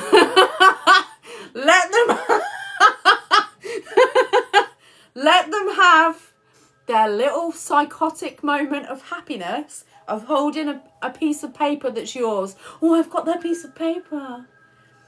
Come on. That's crazy. That's crazy. That is mental.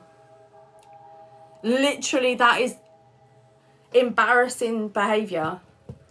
I would never steal anyone's post. If someone caught me stealing posts, the shame I would feel like a twat. I'd be like, what am I doing? I am an absolute prick. So if someone's gloating right now and they've got a piece of my post,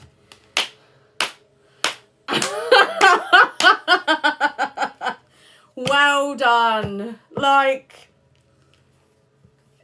oh, I've got some posts. Like, okay.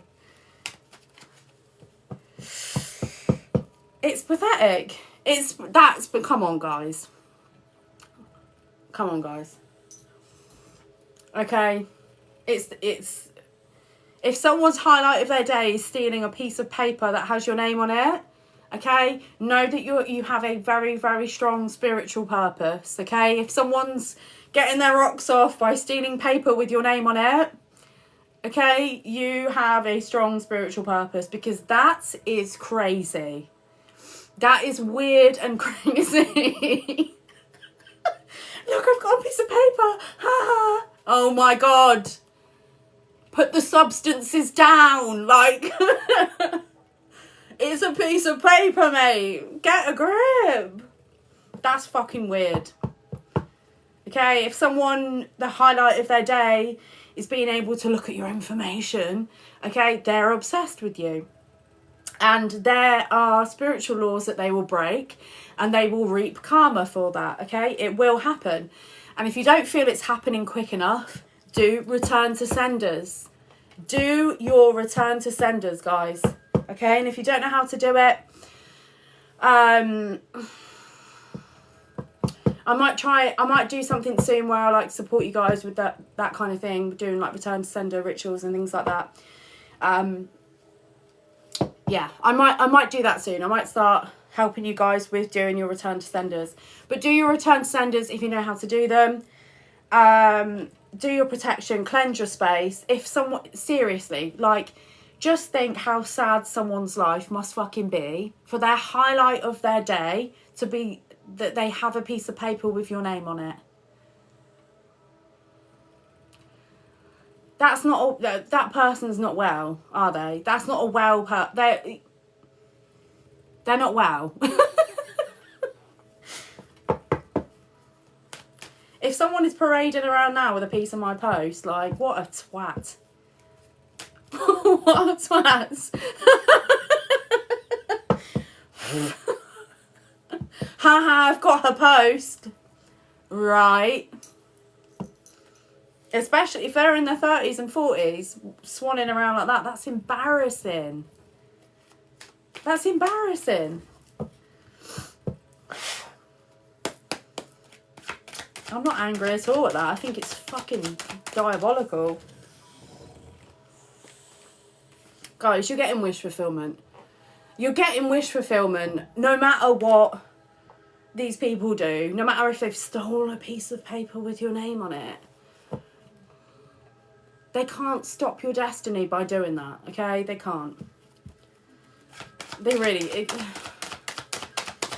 can't. It's pathetic, isn't it? Oh my, well, there it is.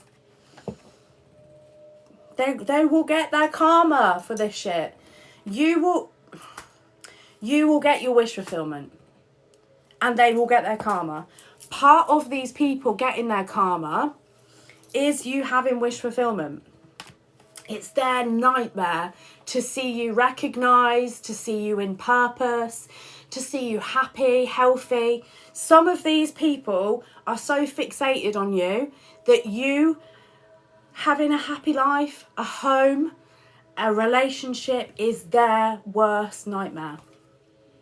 Like, that is literally to them the worst thing that could happen in their entire life. Imagine being that nasty. Imagine being that fucked up and low vibrational that someone else's happiness destroys your life. You can't be envious of these guys, people, because imagine how fucked up they are inside. I would not want to swap a minute with these people. A minute with them. I would never want to be sat in someone's brain or body who is that diabolical. Ever. I don't give a fuck. I don't give a fuck what they've got or what money or this or whatever they've stole. I don't give a flying fuck. I would not swap a minute of my life for theirs.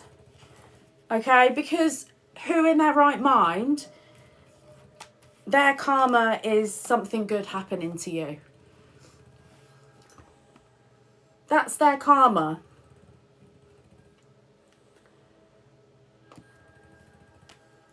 Dickheads. Absolute dickheads. There's no one on this planet where if something good happened to them, it would destroy my life. Like, imagine how fucked up you have to be in the head to feel that way. That's not a happy person. That's not a balanced person. That's not someone who is spiritually connected properly. That's not someone emotionally stable. That's not someone who makes any fucking sense whatsoever. Good things happen to people all the time. Imagine every time something good happens to someone around you, you're like, oh my God, oh, my life's over, oh, my life. Like, imagine being that fucked up. When you see something good happen to someone, it ruins your day. It ruins your day. And these particular people fixated and hate your light because your light irritates their demons so much that they couldn't see you have anything. Anything. No friends, no life, no job, no relationship, nothing. They are so fucked up. Thank God that they're the other side. Thank God that they're not on your team. Who the fuck wants people like that on their team? No one. Imagine you trying to build a community, a soul family of people. Anytime anyone in your soul family gets a blessing, that person has a hissy fit and tries to destroy their whole life.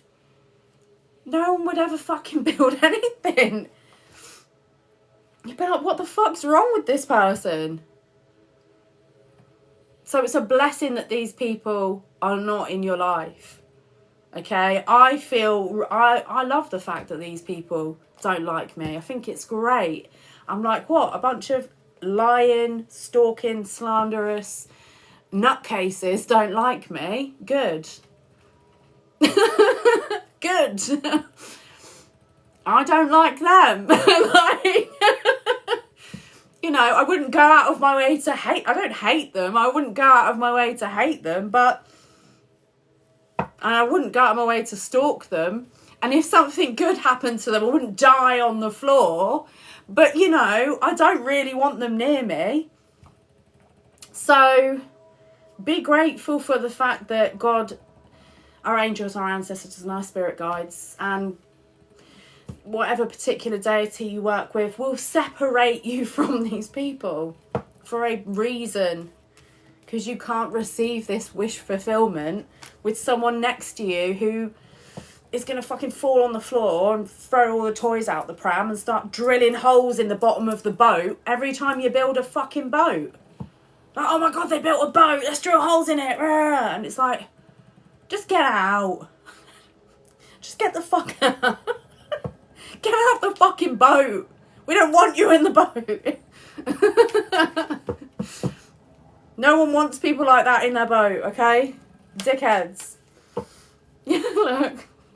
Don't tell me I'm not tapped in. Dickheads. Fuck off.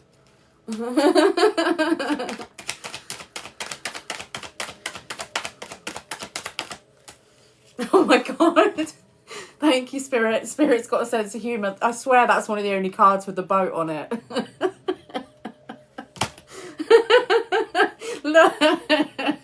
Look. Thank you, Spirit. You want to get in that boat and get to... That's so funny. Spirit's got a sense of humour.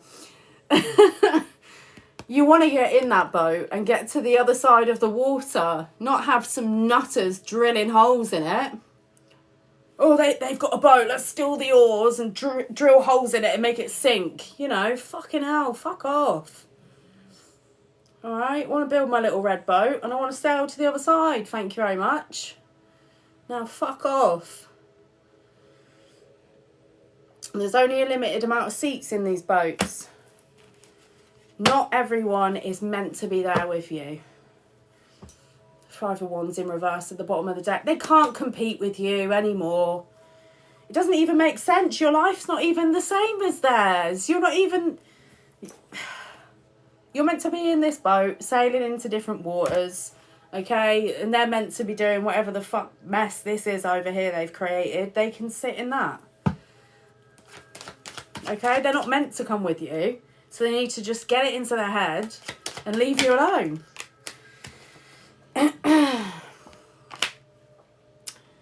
They have manifested... Why do people keep requesting to join?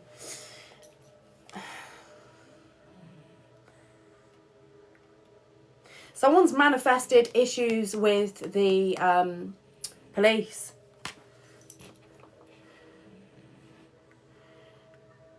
People who are codependent on fucking your life up. They were trying to manifest issues with the police for you, jail, this, that. Whoever was doing this baneful energy work, envious, blah, blah, blah, blah, blah, fucking blah, fucking nursery shit. Year 1 in school type behaviour. These are the kind of people where they leave school and then they think they're still in school and they're 30 now, they're 40 now, they're 50 now. It's like, let go, okay? Let go. Kind of people where if you don't look the same as you did when you were 9, they're like, oh my God, you look different from when you were 9. I was a child then, and now I'm a grown up. Like, of course you're going to look different. That's what happens. You grow up. But these people that were codependent on your energy, they've manifested some shit.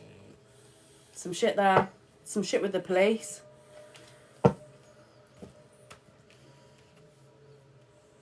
Again, seems like a them problem. Oh dear, just split the deck to the 8 of Swords. Someone's going to jail. Someone's going to jail. Already gone, I heard. Someone's already gone. For some of you, these people are about to go, just depending on where you are on your timeline. There's something, this is very specific, something about illusion being broken and people are going to jail. People are seeing that look at that underneath the 8 of Swords. They're obsessed with attacking you. Obsessed with these people could have called the police on you, made false police reports about you, been full on wannabe police informers towards some of you, made up absolute shenanigans, lies, nonsense. They might have took something this big, especially for some of you who were in non-sobriety. It's an easy target, isn't it? You know, so some of you might have been in your non-sobriety and they took something this big and they made it into something like this. There is definitely an illusion that's being broken about someone being obsessed with you, and this person's gone quite far behind the scenes with this shit. I'm hearing damaging lies.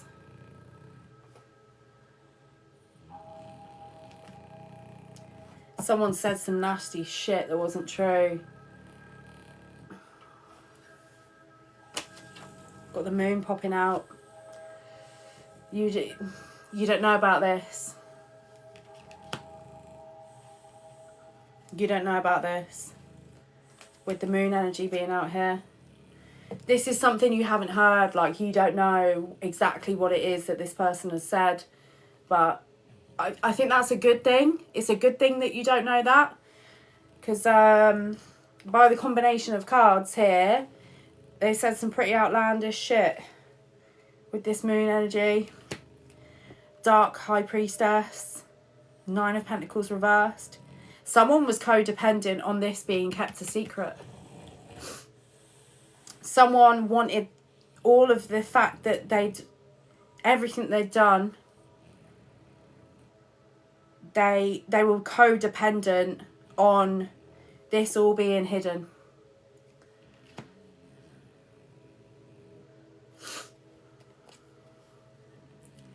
And it's not hidden. This illusion they spun over you is being seen. They're being seen as being absolutely obsessed with lying about you. For some of you, take it as it resonates. This person could have been that obsessed with lying about you that people were disgusted and wanted you put in jail. People wanted you put in jail. Based on bullshit.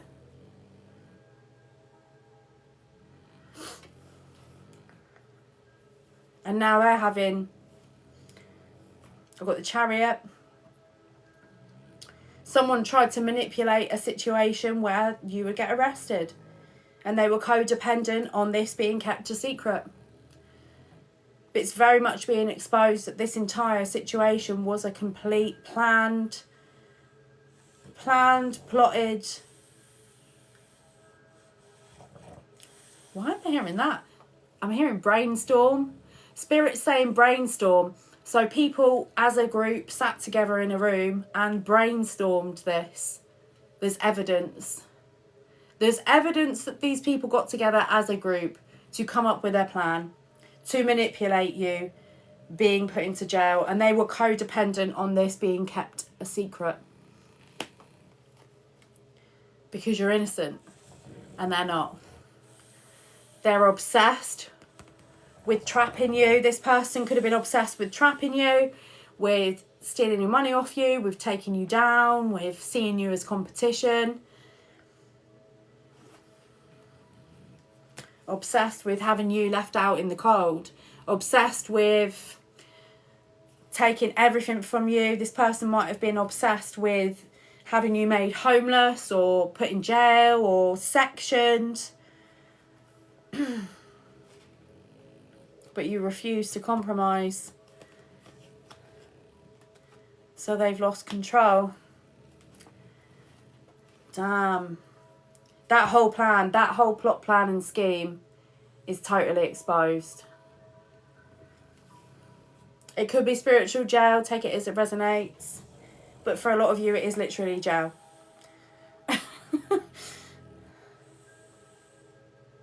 Someone was obsessed with this. Someone was obsessed with putting you in a state of poverty. Someone was obsessed with locating you. So anytime you move, this person was obsessed with locating you so that they could send you energy work or slander you to the people that you knew or slander you to the person you're in a relationship with. This person was obsessed with having you left out in the cold by everyone. Whoa, I heard she's going to jail.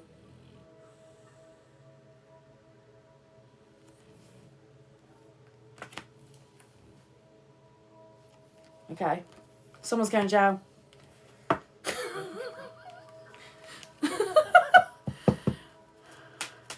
Oh, Lord.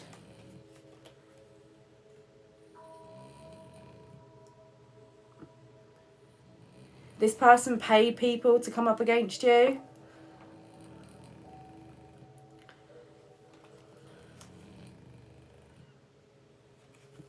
They also paid people to do dark energy work towards you. Devil to the Ace of Wands. They paid for dark energy work. They paid for people to come up against you. This person could have paid your partner at the time you're in a relationship. This person could have gave your partner money to come up against you.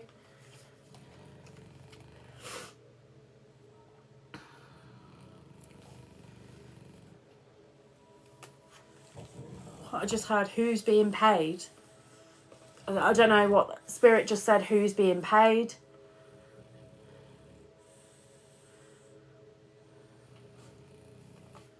My ear's burning. If they didn't want it exposed, they shouldn't have fucking done it. They shouldn't have fucking done it. This is some weird shit. Okay, they paid people to do dark energy work. They paid people to get involved. They paid people to hurt you. They paid people to turn against you. Okay, that's weird. Okay, if you've got to go to those lengths to come up against someone, okay, you're a freak. These people are freaks. This is a strange set of circumstances. They're very odd. I'm hearing stolen money. So they could have stolen money from you. They've got money in their bank. They've tried to steal money from you. They have stolen money from you. They tried to steal money from you. For some of you, inheritances. Inheritances, money that's yours. Money they know is meant to be yours. Property that's yours. Belongings that are yours.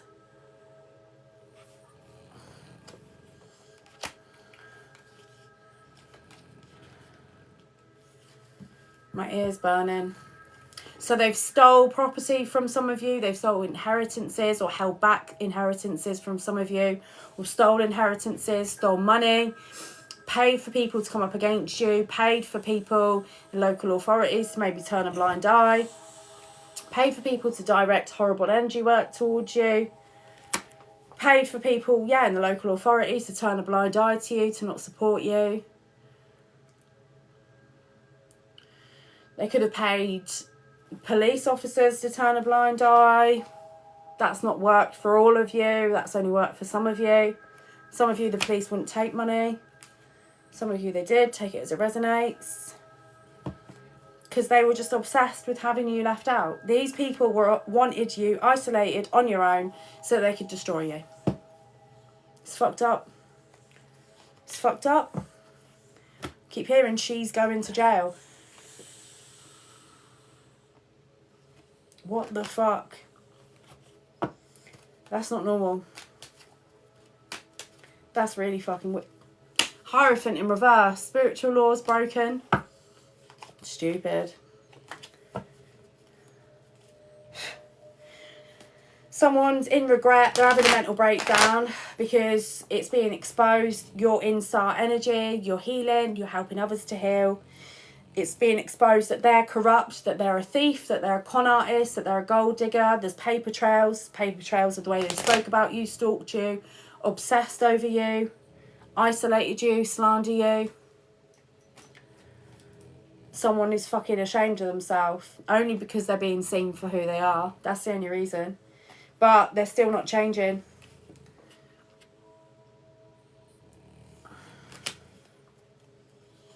Someone could have been obsessed, for some of you, with stealing your home from you. Your home from you, with your money from you, and you're speaking the truth about it. They have to walk away. They can't attack you out in the open anymore because you're speaking your side of the story. These people knew what they wanted to do to you. They knew they wanted to destroy you and attack you. And that's why they attacked so hard, because they wanted to silence you so they could destroy your entire life. Hierophant in reverse.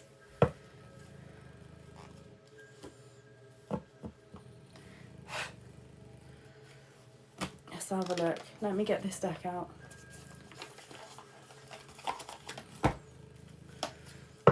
Sudden wealth at the bottom of the deck. Some of you might be owed some money. This person, people, might have stolen money from you. They owe you money. It's going to burn a hole in the pocket. Tell me more about Eight of Swords. Oh, Spirit says another deck. Tell me more about the Eight of Swords, please. Eight of Swords to the Seven of Cups.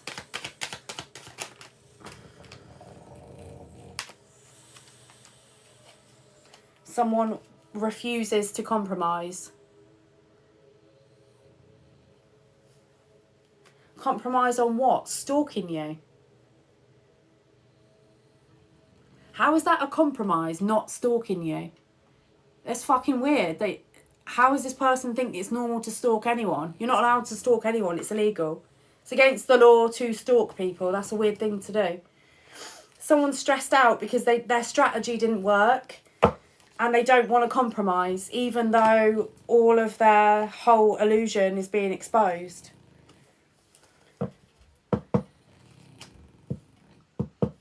Get over it. You can't be a fucking liar and a freak and a stalker for 10 years, 15 years, 20 years and just think you're going to get away with it.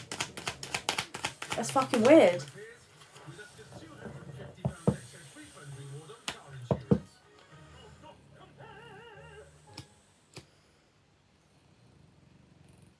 Someone doesn't like the fact that you've persevered. Someone's been trying to hold you back since you were a child. Someone's been trying to hold you back and persuade people to come up against you since you were a child. That is fucking weird. Really weird. Anything else? What's that? They're like being haunted at this time. They're being haunted by memories. They need to fucking go get a psychiatrist. Instead of stalking, harassing and being a freak, they need a psychiatrist. If they just went to a psychiatrist and actually had some help, maybe their life wouldn't be so fucked up now. The fuck's wrong with this person? Someone is like disturbed by their memories because they know what they've done to you. They know how far they took this shit. Anything else? Someone's fucking going through it, I'm telling you. They're losing the plot. They're mental. This person secretly just wanted to fight with you all the time. Get over it. Get a grip. They need to get the fuck over it and get a grip. It's weird. This person wanted to fight you to take anything you gained. If you had a job, they wanted to ruin it for you. If you had a relationship, they wanted to take it from you. If you had a friendship, they wanted to ruin it for you. This person's got a fucking... Yeah, this person thought they could benefit from doing magic on you. Good fucking luck with all that shit. You weird, weird people. Honestly. These people... You have to remember with people like this, people can only meet you to the depths that they've met themselves. And if someone, all they're capable of doing is attacking you, you're going to outgrow that person. That person doesn't belong in your life. That person is not meant to reach certain heights with you. That person's not meant to progress. They're not meant to level up. They're meant to just stay in this weird space because that's what they've created for themselves, you know? You haven't stalked them, done all this mad shit for like some of you 5 years, 10 years, 15 years, 20 years, 25 years. You haven't been doing that. That's not how you live your life. And this person is disturbed by their own shit. It's their own shit.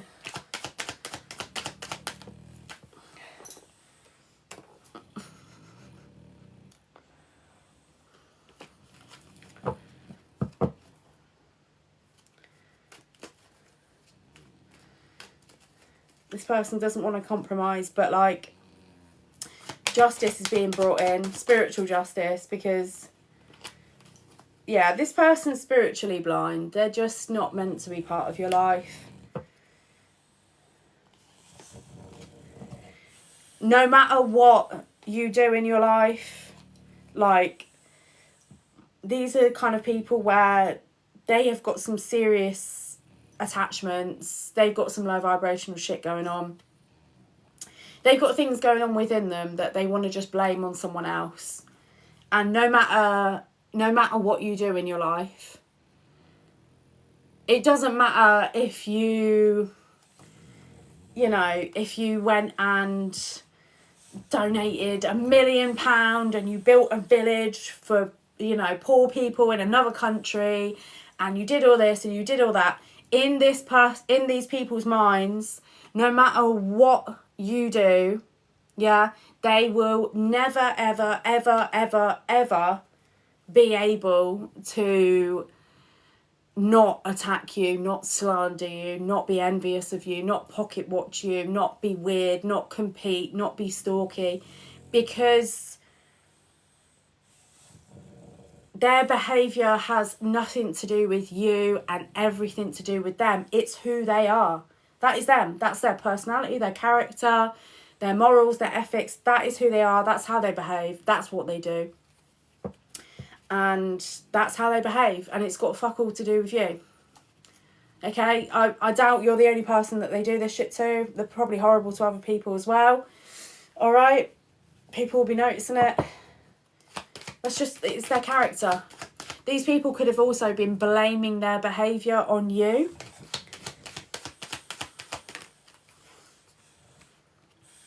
Yeah, someone was always like this. Waiting. Ready to watch you, ready to stalk you, ready to attack you, ready to slander you, ready to follow you around. Like, it's everything to do with them. It's their characteristics, it's who they are.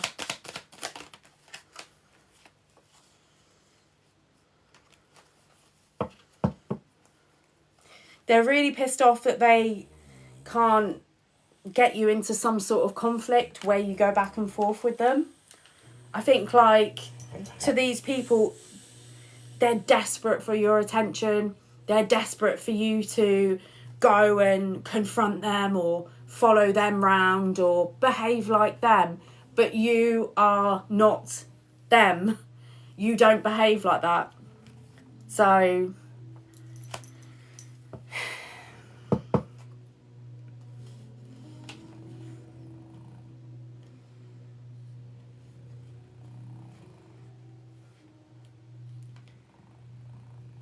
I've got apology at the bottom of the deck, but that's ridiculous. I'm not interested in that. Just fuck off.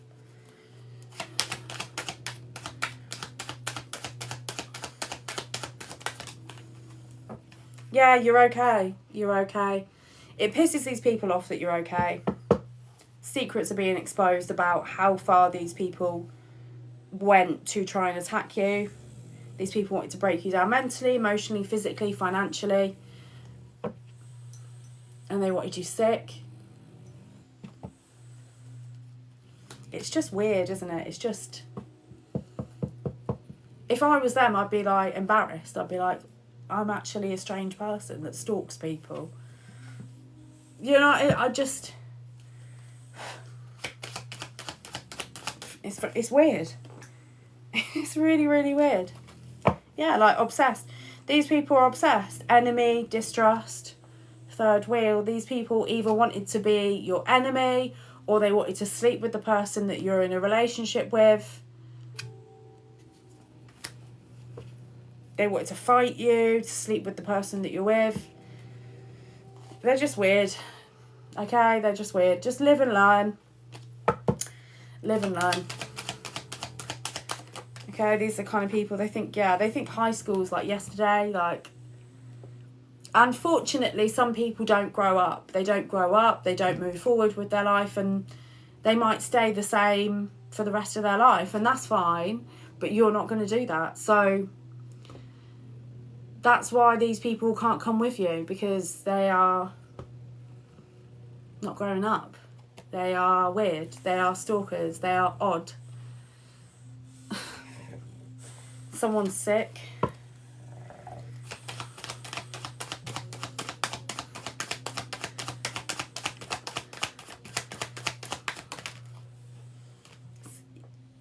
Someone's sick. They tried to curse you. Again. It's pathetic. It's pathetic. Absolutely pathetic. Someone who tried to curse you. Okay, curse you to create catastrophe or misfortune in your life is now sick. Is now sick. It's pathetic. It is really, really pathetic. So when they wanted to take you down, and they haven't been able to do that, and now that they can't do that, they're still obsessively watching you. Weird. And they wonder why you don't want anything to do with them. They're stressed out because they see that you're gifted. They're stressed out because they see that you're walking into your destiny. They know they're getting karma.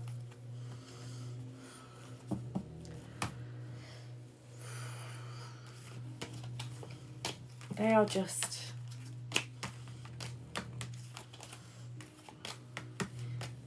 The thing is, like, in life, like, if you want to move forward and you want to create things and you want to make things happen, if people don't have the ability to do that, they can't come with you.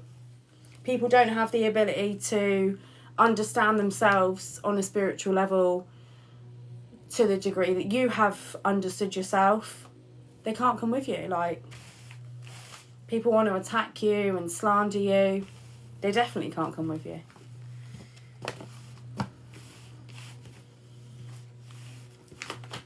It's just one of those things. They're just meant to stay where they are, and you're not, you know? And that's literally it. You know, you guys are going to tune in to beautiful spiritual gifts that you may know you have, or gifts that you're yet to uncover about yourself. Go ahead and open beautiful businesses, create families, homes, communities, move forward with your life. You don't want people like that in your present or your future anyway, so they don't have a place there. You know, they don't have a place there. They never will.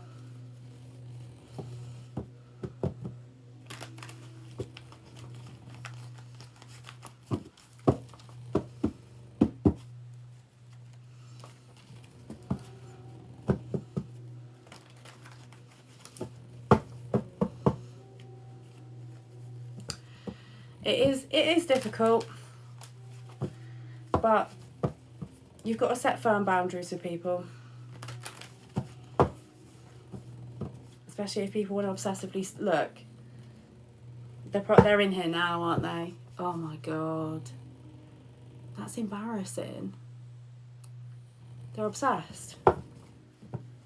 Because they're experiencing misfortune.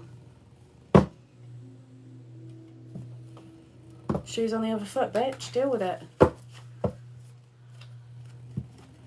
Deal with it. You sucked it up, they can suck it up.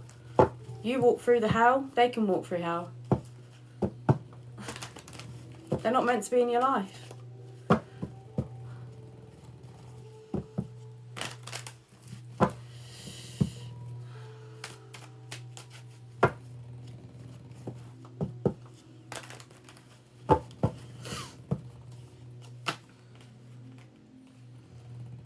Oh, they feel left out now. It's pathetic. It's childish, pathetic shit. This is like children. They feel left out now because they see that they're not blind and they see you getting blessed. They tried to destroy your life. They slandered you. They broke the trust. They burned the bridge. The bridge is gone. They did it repeatedly.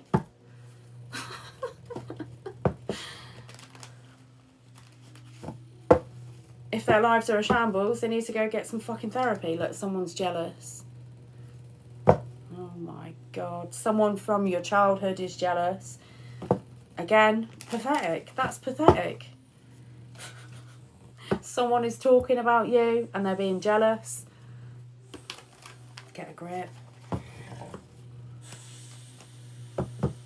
They're jealous of your plans. Like, just keep your boundaries very, very high to people like that.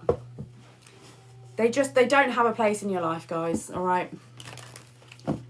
They had the opportunity to be a part of your life. They chose to come up against you.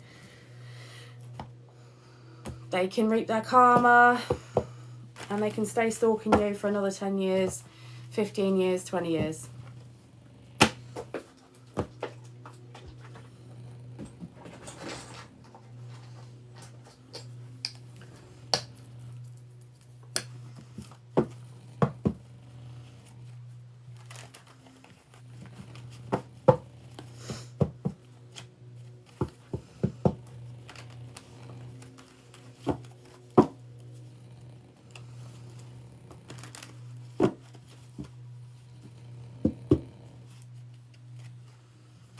Yeah, they won't ever say it to your face.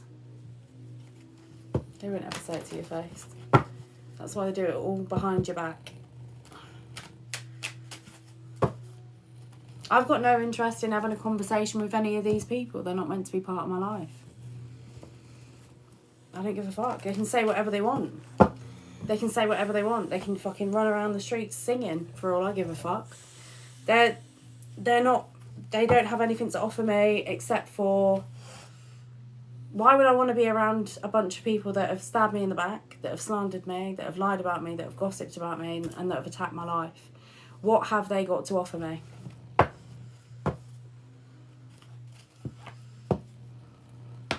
Lies, gossip, slander. No, thank you. Not interested. I'm not interested in them. I'm not interested in their lives. I don't give a fuck. Don't give a fuck. So, you know, these people will probably run around for the next 10, 20, 30, 40 years doing the same shit to someone else. Going through hell, going through karma, because they're immature. They're immature. Some people are not meant to be part of your life. You know, I'm really not that bothered. If someone spoke about me in a horrible way, why do they think I give a fuck about them? Like, someone wants to slander me and then go, why don't you care? You've just slandered me. Why would I give a fuck? Like, you've just shown me what kind of person you are. You've just shown me how you talk about people. Why the fuck would I want to be around you? Like, what have you got to offer me? So, yeah, I mean, people will get very offended when you master the art of detachment.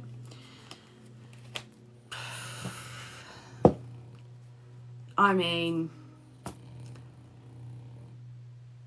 if someone will stand there and slander you and slander you and slander you and then wants to be your friend the next day, that is not your friend. That is not someone that's going to help you, help your life.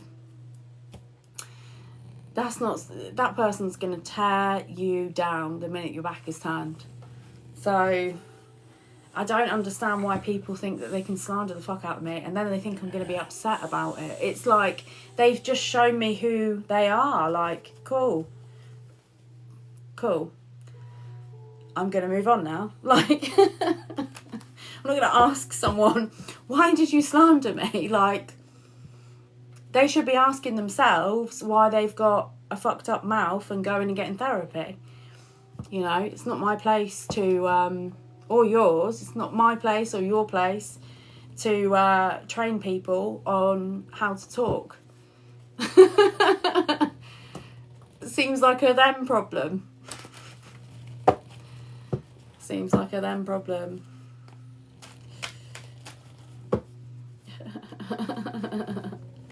So yeah, keep it moving. Keep praying, keep meditating, keep sober, keep clean, keep with your babies, your fur babies, your families. Or chilling like a villain on your own in your cave. Just keep moving forward, keep it pushing forward. You know, people who are your soul family are not going to try and completely defamate your character. You know, and then the next day go, hi, I would like to be your friend now. Like, no. Your soul family is not going to do that to you. So, you know, people who are your soul family are not going to defamate your character. They're not going to stalk you. They're not going to harass you. They're not going to try and have you put in jail.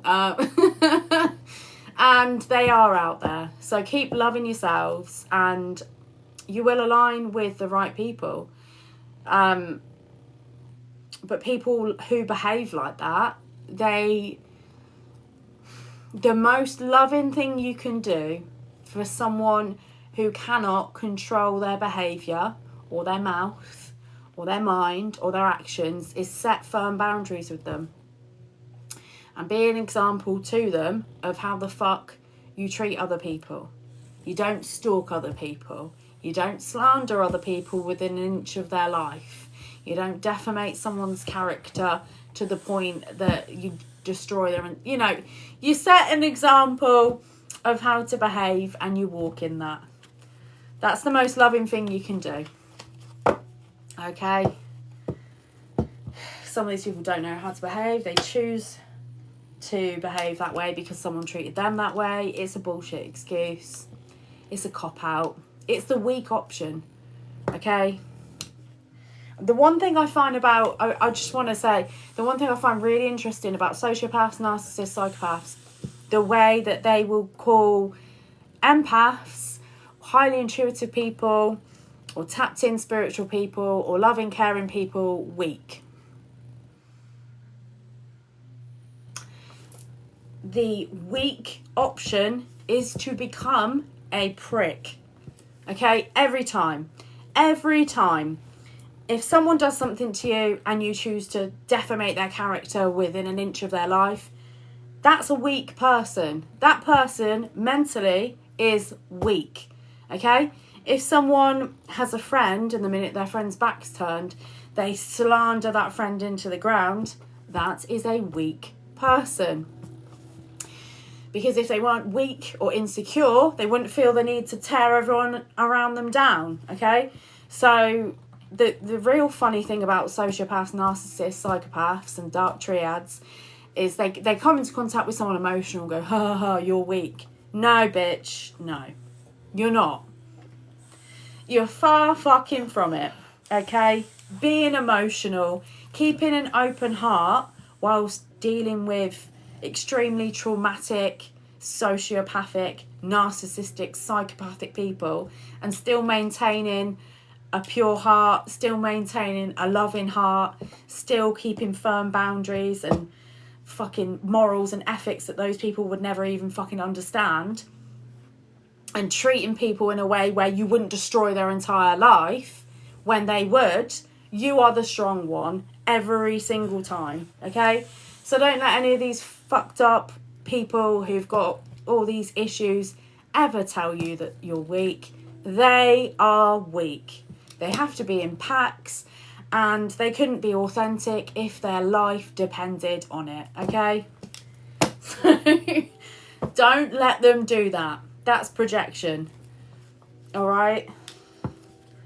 I remember one of the most sociopathic people I ever met called me weak. I just laughed. Oh yeah, okay. Me weak, okay. They say it's weak to love when actually it's the strongest fucking thing you can do. The strongest thing you can do is keep a emotional connection and choose to operate from a place of love and compassion and morals and ethics in a world where people are taught to be cold and harsh and go-getters and fuck people over. Like, that's weak. That is weak because that's what everyone's doing. A lot of people are doing. You know, if you're going out of your way and choosing to remain open-hearted, you are stronger than all of them put together. That's why they pack up against you. Because they don't want you to stand strong. They don't want you to keep an open heart because you make them look weak. You make them look weak. Because that's what they are. That's what they are. Bullies are weak. Slanderers are weak. People that defamate people's character are weak. Stalkers are weak.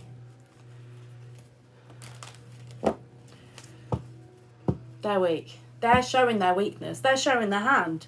They're showing you they couldn't come face to face with you on their own. They wouldn't be able to deal with it. They are weak.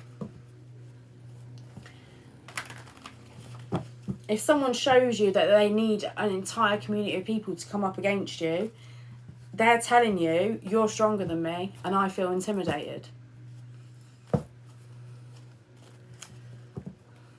So I'm going to try cut you down.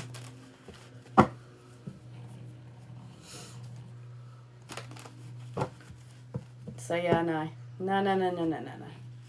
Choosing to be narcissistic, sociopathic, psychopathic is the weak option. Going through trauma and choosing to still not become a fucking horrible nutcase is the strong thing to do. Is the tough thing to do. Is the harder thing to do. Every time. Alright guys. 144 in the likes. It's good to be back. It's good to be back. I hope that collective has given you some guidance. I feel lighter after that collective. I feel good.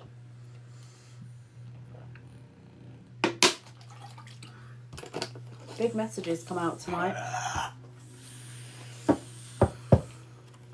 Thank you for the roses. And breathe. Yeah. Whew. That was a big message, wasn't it? I know. Thank you guys for all the likes. Almost at 150k. Thank you so much. Thank you for all the likes, shares, all the gifts, everything, guys. Thank you so much.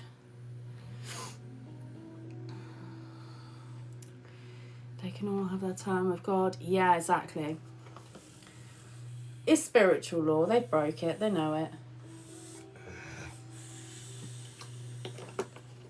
And for some of them, if they don't know it, they're going to learn. You know, they're going to learn. They're going to learn today.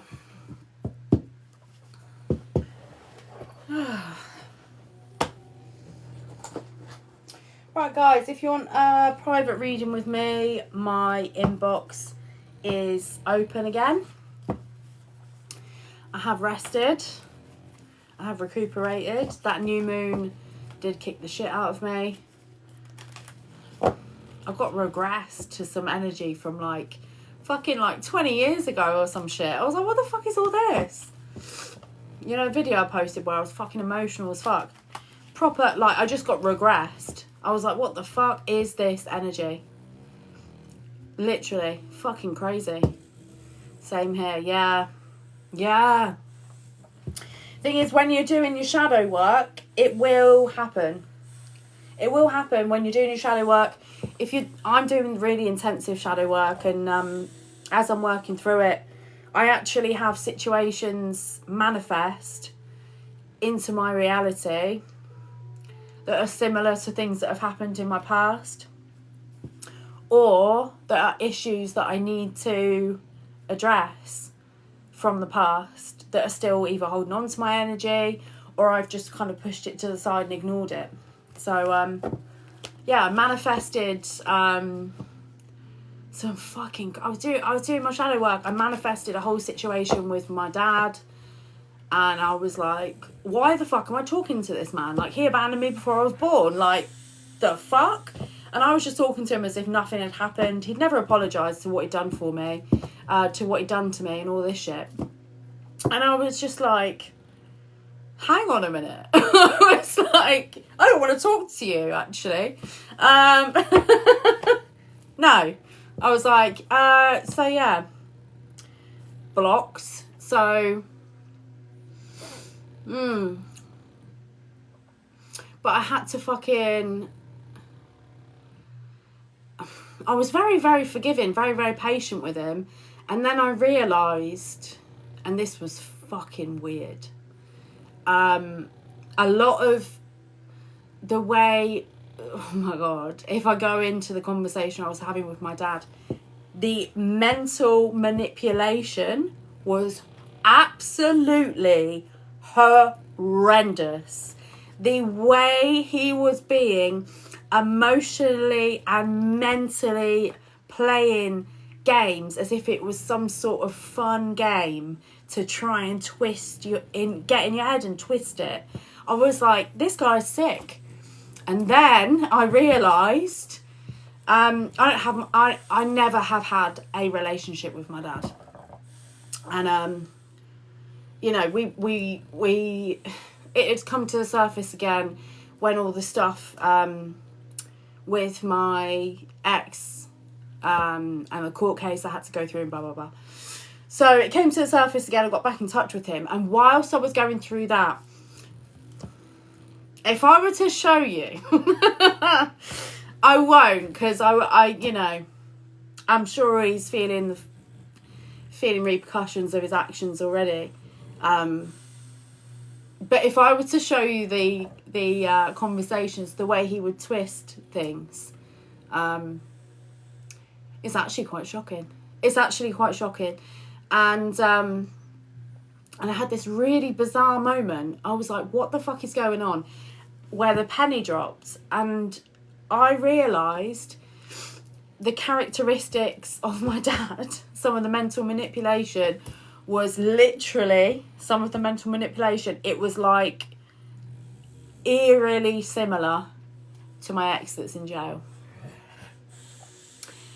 And so I manifested that in my shadow work to confront that aspect of, I don't even want to call him my dad. whatever he is, my birth father, had some of the mental manipulation. Like, I was talking to him over text, and he said a few things to me, like, everything was about breaking me down psychologically. It was like speaking to a psychiatrist, and the psychiatrist that doesn't like you and wants to tell you everything that is wrong with you. And he was like, you know why you are the way that you are? And I was like, that's not really a normal way to speak to a child that you've abandoned before birth. Maybe some of the way that I am the way that I am is because of him. Maybe it's because of him, and maybe he cannot, for some reason, cannot take any responsibility for that. Very peculiar. Very, very peculiar. Yeah, that he stalks me online as well. So him and his family that I've never met, they stalk me online. So that's great. That's normal behaviour. Yeah, so there you go. Another example of it. So yeah, I manifested a conversation with him, and I was like, I just realised, I was like, fucking hell, some of the psychological tendencies of this man are mirroring in this relationship that I've just had that's been extremely abusive. This man neglected me, he abused me verbally, he abandoned me. Like, I was in this relationship and he essentially abandoned me. Like, he wasn't there for me emotionally, mentally, nothing. He wasn't there for me in any capacity, like, towards the end. And I was like, where is, so shadow work goes really, really deep. It's not for the faint-hearted. Those of you who are doing it, you fucking know. You know what it is. But yeah, so I manifested this fucking conversation with my dad, and I was like, I don't like this man. I don't like him. And he's not apologised to me. And actually, fuck him. He couldn't take any accountability. Blamed it all on me. He said that I was... My parent, who abandoned me before birth, told me that I am his abuser.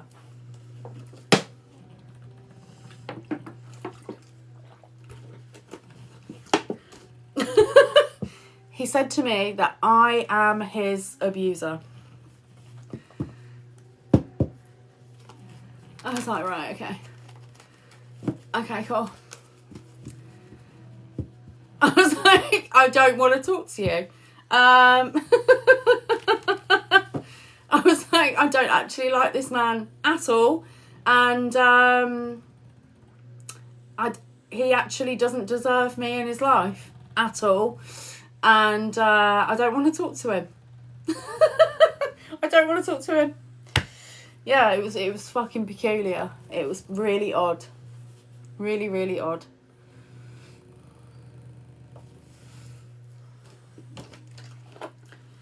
Apparently I am his abuser.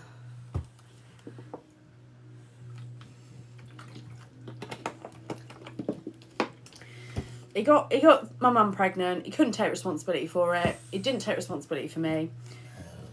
And then I am his abuser. How the fuck do you get from abandoning a child to the child that you abandoned is your abuser? How do you...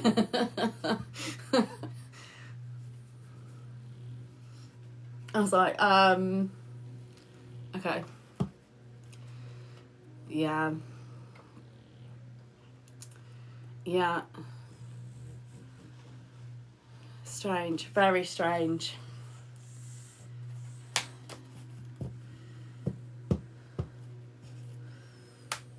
Here we go. Oh, look, a fake account telling me to stop lying. So, not only do they stalk me, slander me, they they also stalk me and slander me.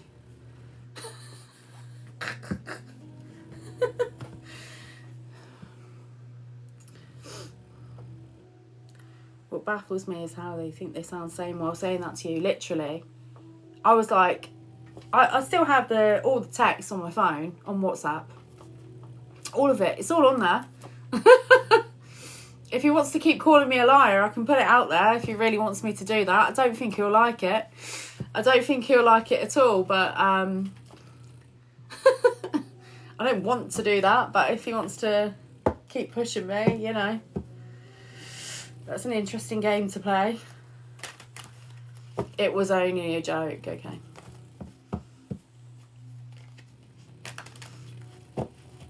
That is a very quick response.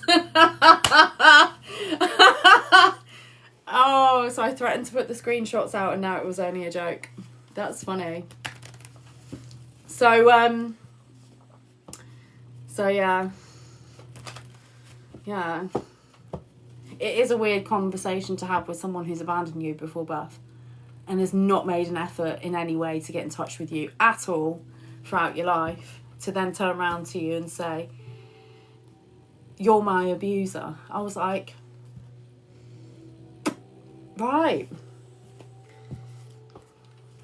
I did ask him, I was like, what do you mean by that? And I did get a full breakdown of apparently why I'm his abuser.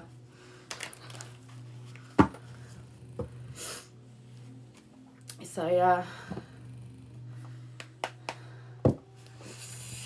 Nutter. I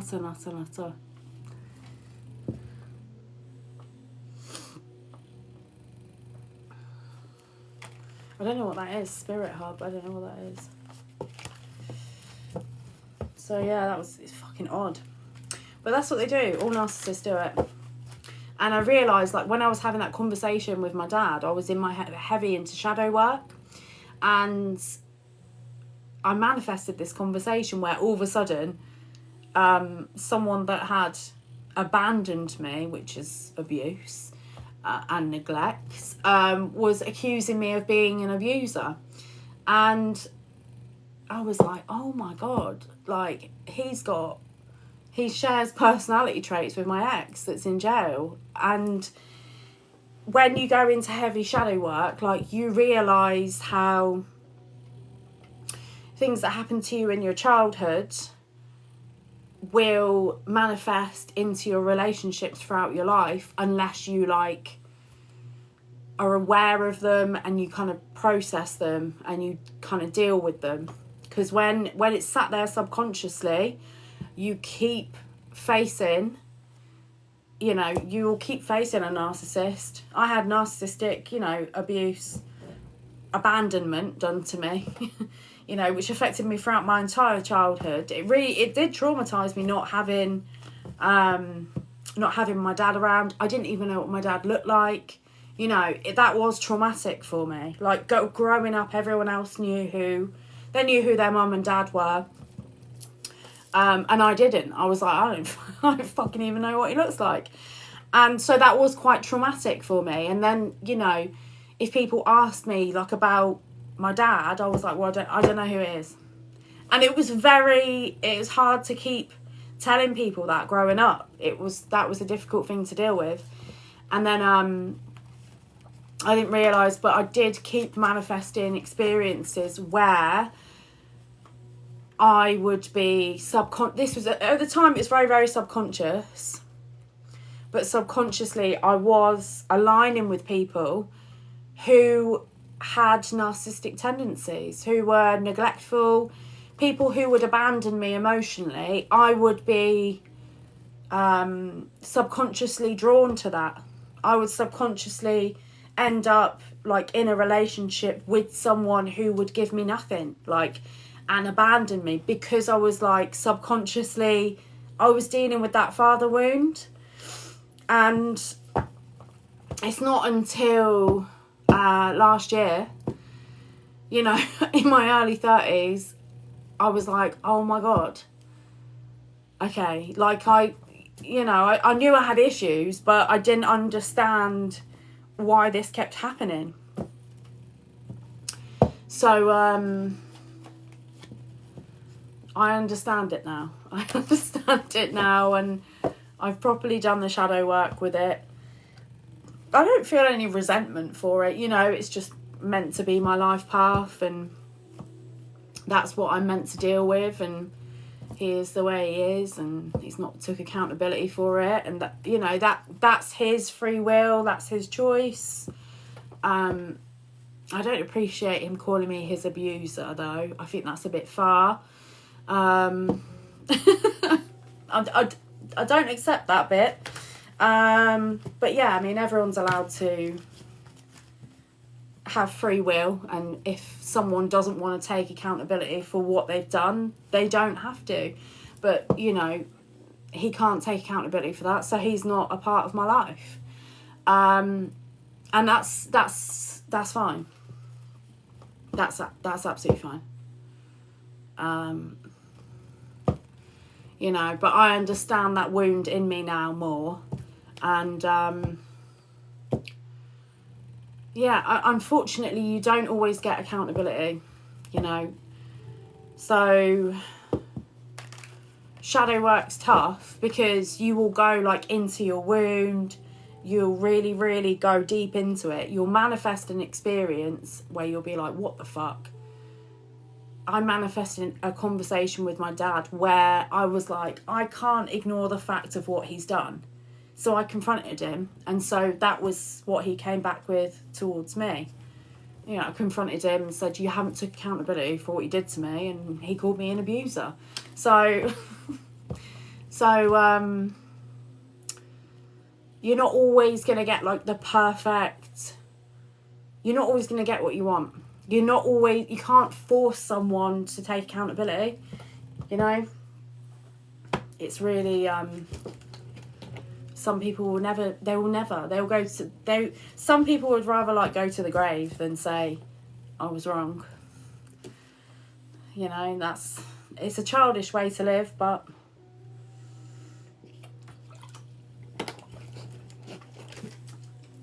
some people really are like that. Yeah, I think to be honest, I don't think it hurts me as much as it did when I was a child. It really was something that I did not deal with very well at all. It disturbed the fuck out of me. But yeah, it's uncomfortable, but it's not something that I like.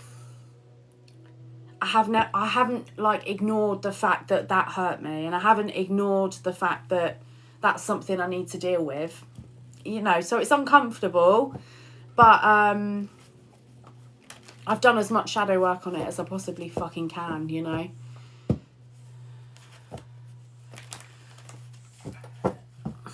It's obviously in a perfect world I'd get accountability, but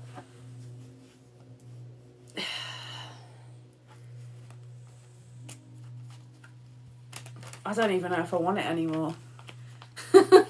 You know, when someone's done damage and you're like, I don't know if it would really mean anything anymore at this point. It's kind of like you've had, you know, I'm in my 30s. It's not a couple of years. This is a very long time to come to terms that he's done something and that he needs to say, I shouldn't have done that, I'm sorry. And he can't do that. So if he can't do it now, I'm just gonna accept that I'm never gonna get that, and that's what it is, and that's who he is, and that's a wound that I've got there. And I think it's quite a horrible one as well, but I think because it's someone like orphaning you, isn't it? It's someone like abandoning you, you know. That's you know, that's gonna create some fucking damage to a human being, to their psyche for sure. But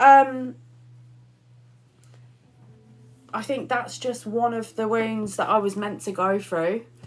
so that I could understand other people who've been in that situation.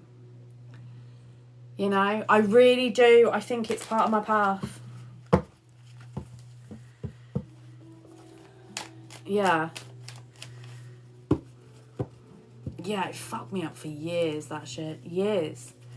I mean, I was, you know, there was shit going on subconsciously that was manifesting in my previous relationship that goes back to that wound in me. So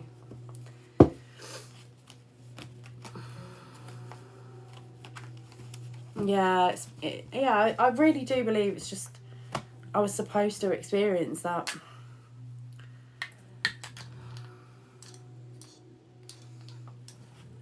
You know.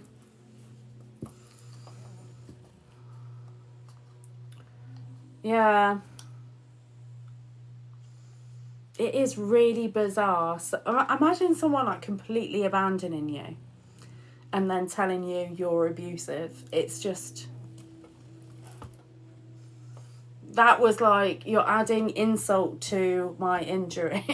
Like, shut the fuck up. In the nicest possible way, shut the fuck up. Mm-hmm. Yeah. Yeah.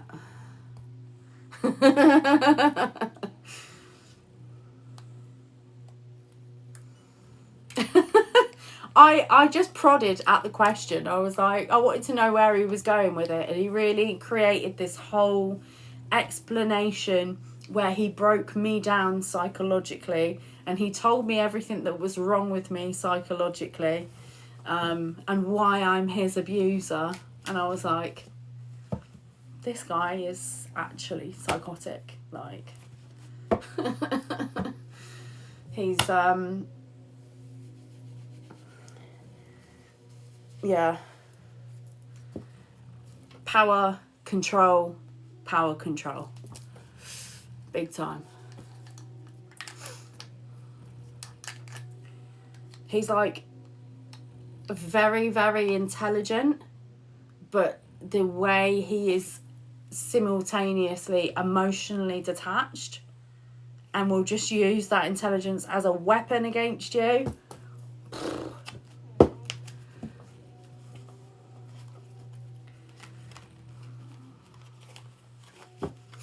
Yeah.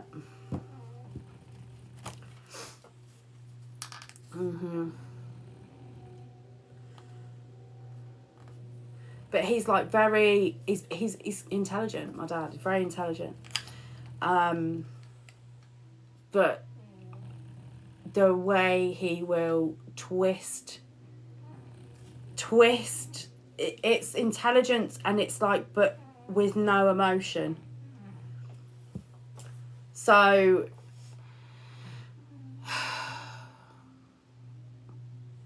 I'm not like him.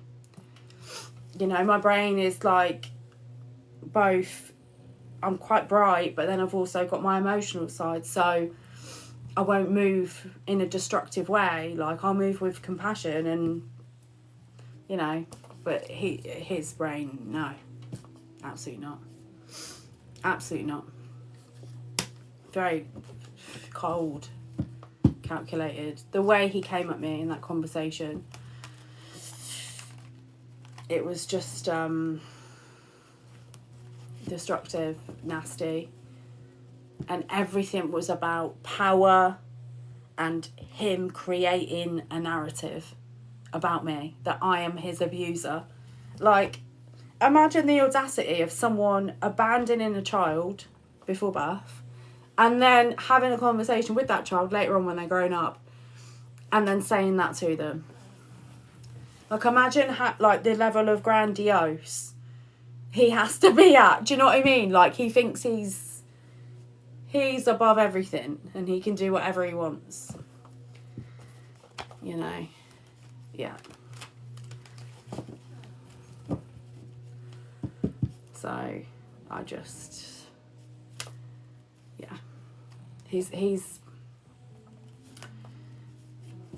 I don't get my empathy from him.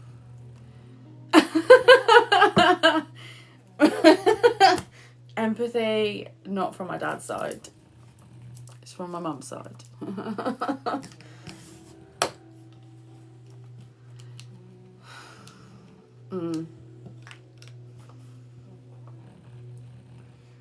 Yeah.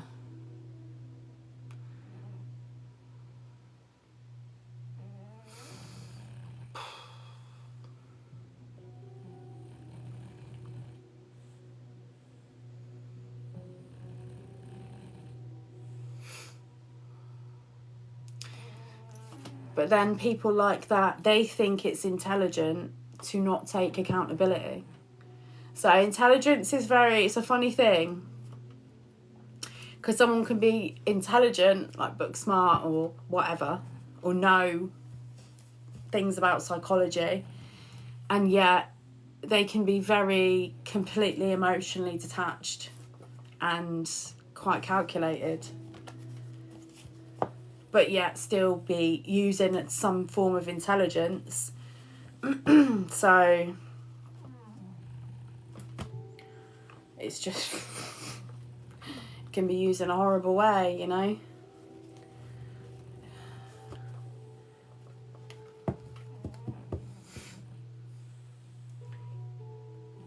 But some people might think it's intelligent to twist a conversation. I think he thought it was intelligent to twist a conversation and to control my perspective so that he wasn't at fault for anything that he had done. I think in his mind that's intelligent. It's intelligent to not take accountability for what he's done and to twist it and make it my fault. I think he thinks that's clever. Whereas it's not, because he then does not have a relationship with me. So it's not clever.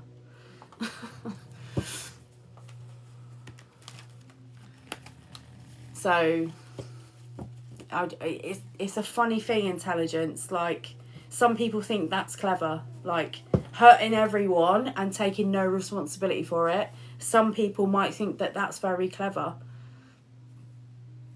So yeah, it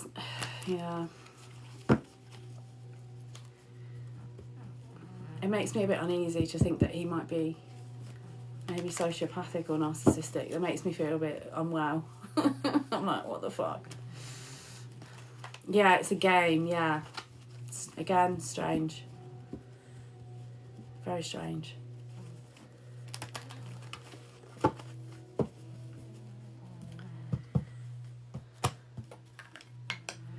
Like, some things are a game in life. Like, some things are a game, and that's very fun. And you can be playful in relationships with people and things like that.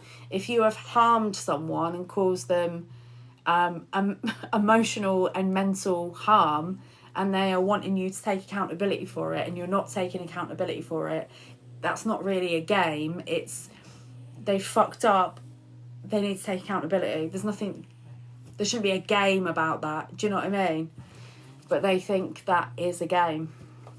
Again, I find that really odd.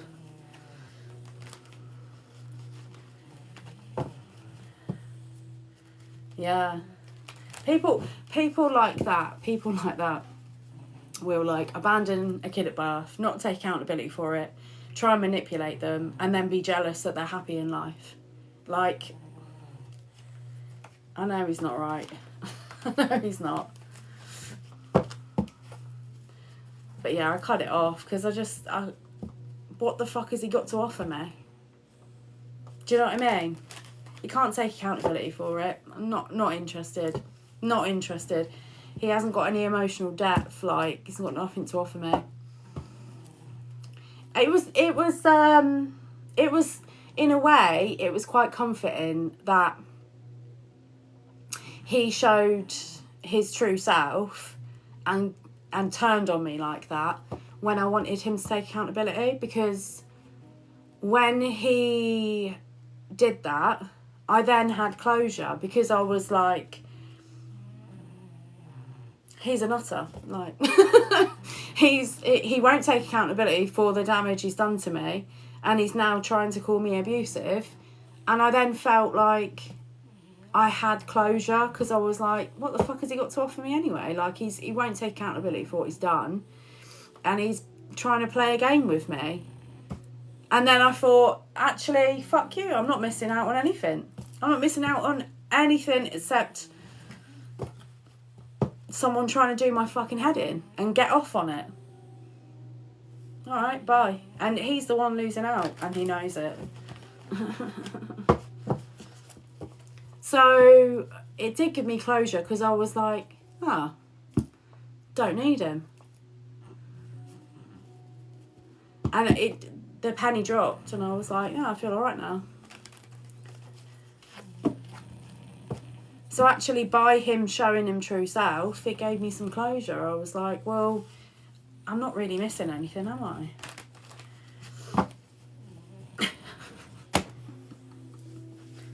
So yeah, it worked out alright in the end, really.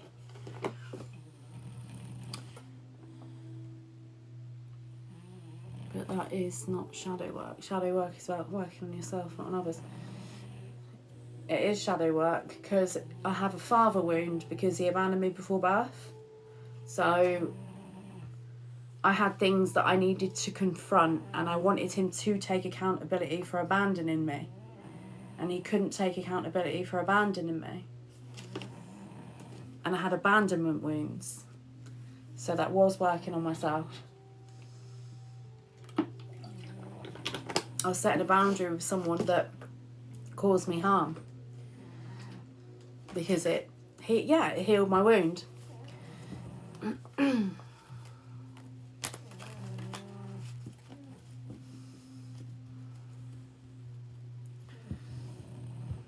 Yeah, that's right. So, so I had the opportunity to have a conversation with someone who had caused me a wound. I confronted them to see if they would give me accountability, and because I thought I would get closure on my wound by getting accountability. He didn't give me accountability. He accused me of being abusive. And then actually that turned out to give me closure, because I realised that he was abusive. And actually my life was better for him not being in it. So that was my way of working through that wound. You don't always confront other people directly when you're doing shadow work. Sometimes we don't have the opportunity to do it. Or say if someone's been violent to you, you're not gonna you're not gonna just waltz up to them and sit down and go, all right mate, doing some shadow work, like, do you want to help me? Because it's probably not going to end very well. So sometimes we can't confront the person who hurt us directly, but in that particular situation I could. Oh yeah, and that's difficult as well. If people have passed on and you need closure on something, or you need to work through something, that's difficult shadow work to do. Yeah, that's difficult. You know, no closure, no answer, no accountability. It's tough. So you have to find like your own way of dealing with it. Get guidance from spirit as well. Always call on your spirit guides with all of that stuff, because that's hard. You know, it's all hard. All shadow work is hard, but you know, with that, ask for guidance from spirit. Always get guidance from spirit.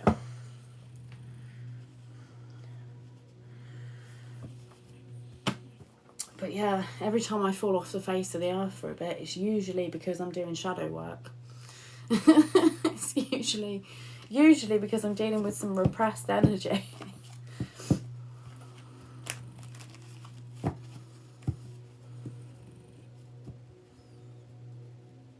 Yes. Yeah, God is good. The Most High will... You pray to your angels, your ancestors, the Most High. Have a chat to them all. Ask them for guidance, protection, and... Yeah, ask for guidance. If you're doing shadow work, you don't know what to do, ask them for guidance. Thank you, darling.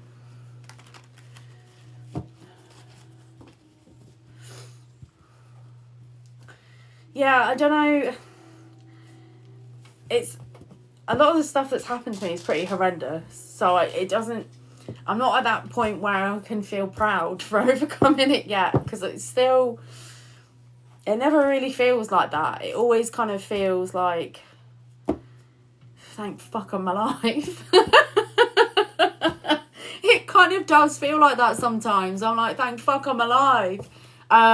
Which is okay, because that's gratitude, isn't it? That's gratitude, and expressing gratitude is great. So I think because of how traumatic it's been, I am definitely more... I'm less towards the proud kind of side of things, and I'm more towards just fucking grateful to have survived it and told the tale. I'm not going to lie to you. I'm just like, oh my God, what just happened? What the fuck was that? Oh my God. I'm here. I'm alive. Great. That's great. So yeah, I'm just grateful that I've survived and told the tale, and that I'm strong enough to do the shadow work as well. Not everyone wants to do it. It's not easy. It's not nice. It can be horrible. It can be horrible. It can be. I'm not going to lie to you. Obviously, some of the stuff I do is very, very deep shadow work, because I want to be a clear channel and clear my chakras. And I think a lot of the stuff that I believe a lot of the stuff I went through so I can help other people with it. So I really kind of face it head on. And it's horrible. I'm never going to tell you shadow work is nice. It's not. And if you're going to go down that journey, you need to be extremely fucking nice to yourself. Your self-care, you need to love on yourself. You love yourself, you treat your body as a temple. Because if you're not pouring into yourself and doing self-care, and then you're beating the shit out of yourself by facing your fears and your wounds and your traumas, that shit will kick the shit out of you every time. But you will feel better on the other side. It's just initially you face it and you're like, oh my God, no, I changed my mind. Your spirit team are pushing you in. You're just like, oh, fucking hell. It's horrible in here.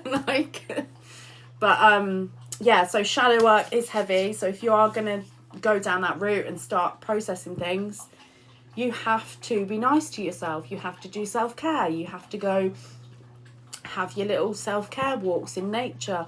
You have to meditate. You have to pray. You have to cleanse your space. You have to have your bubble baths and your candles, and you have to love yourself. So yeah, it's not for the weak. It's not for the weak. Absolutely not. No. Like, I made that video the other day. I was hysterical, and I thought, fuck it, I'm going to share it, because if any of you guys are struggling, you need to know that I'm doing shadow work behind the scenes, and when I'm triggered, like a lot of the energy I've had come out recently, I swear to God, I emotionally regressed myself. The shit I'm doing it's a lot, okay? It's quite complicated, but I managed to emotionally regress myself back like 20 years. And I literally felt like I'd gone back in time emotionally. And then afterwards I was like, I just fucking emotionally regressed. Like, what the fuck just happened? Like, that was weird. And it was... We over our lifetimes, we accumulate a lot of trauma, and like it can get repressed in our nervous system, and our nervous system dysregulates, and we hold repressed energy in it. And so I was releasing some it was just repressed energy from about 20 years ago. I was like, what the fuck is this? Did you feel stuck in it yet? I was like, what the fuck? I felt claustrophobic. I was like, this is like, I felt like I'd gone back in time. It was peculiar. It was, it was really, oh my God. Yeah, I full on regressed. Yeah. But it had to come out. Sounds horrible, doesn't it? Oh my God. I didn't even know I could do that. I'm finding out things about myself. I didn't even know I could do that. Yeah. So who knows, I might be able to, like, further down the line, I might be able to help people to do that, because I just managed to regress myself. So I might be able to do you do spirit-led mediumship? Yeah, that is what I do, spirit-led.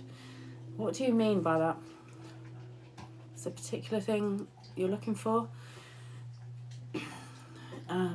Yeah, I think, yeah, I am healing, yeah. But I'm also learning different methods because I'm using them on myself. So that might be something that I'll be able to do for people in the future. That'd be fucking great. If I can release that from people, that'd be fucking ace.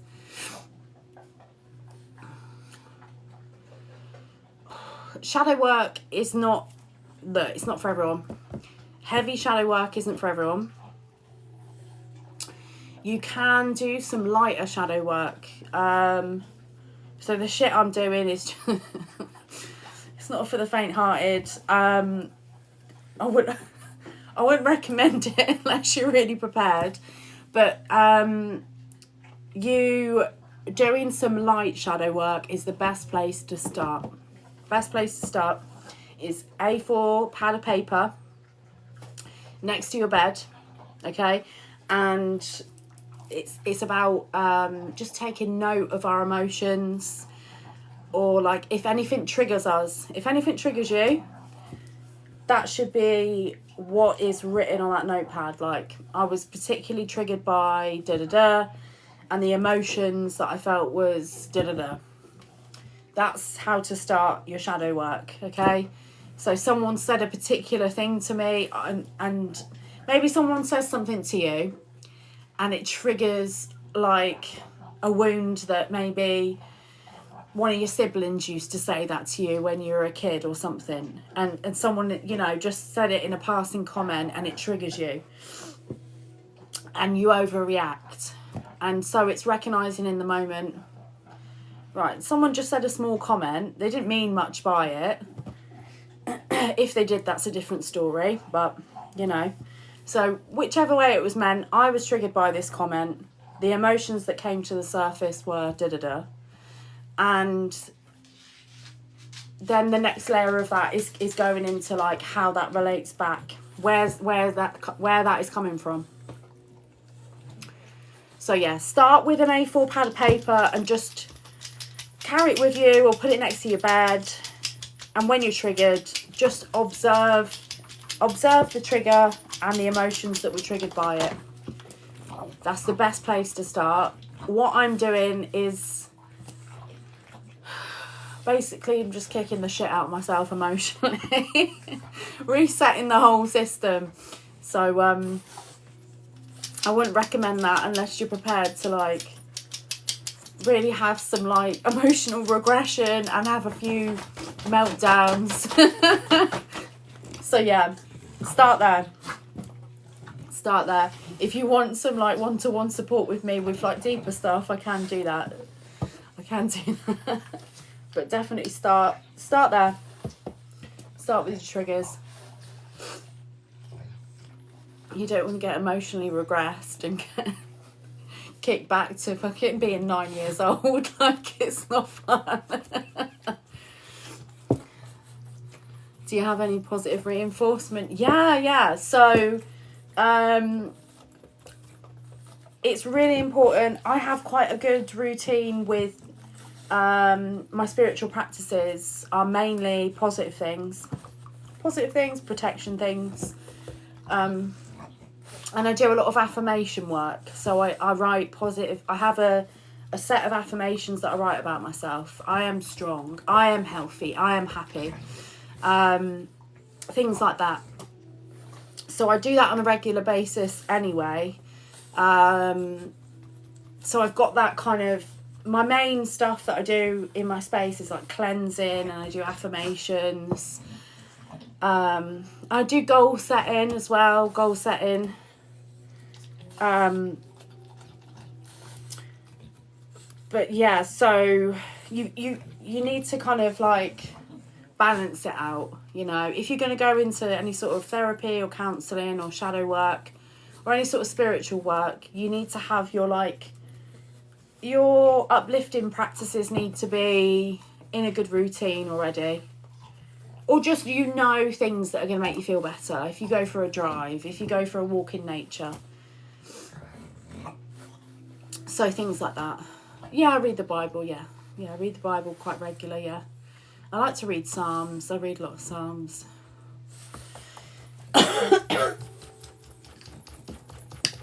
So yeah, don't do shadow work unless you do it, you know. Do shadow work, but if you're going to start doing shadow work, you need to write every morning or every other morning. You need to write out or say in the mirror. Saying in the mirror is very powerful. Say in the mirror positive things about yourself. Some affirmations, confirmation book. I'm never going to say anything bad about the Bible. Like, oh, the Bible's terrible or this or that. It is heavily edited. And there are huge chunks of the Bible that are not put in the Bible. There's books and books and books of the Bible that have been left out.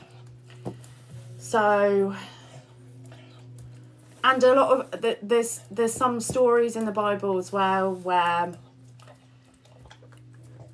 the story itself, like, shouldn't be taken literally. It should be taken like symbolically, as like an example how to overcome things.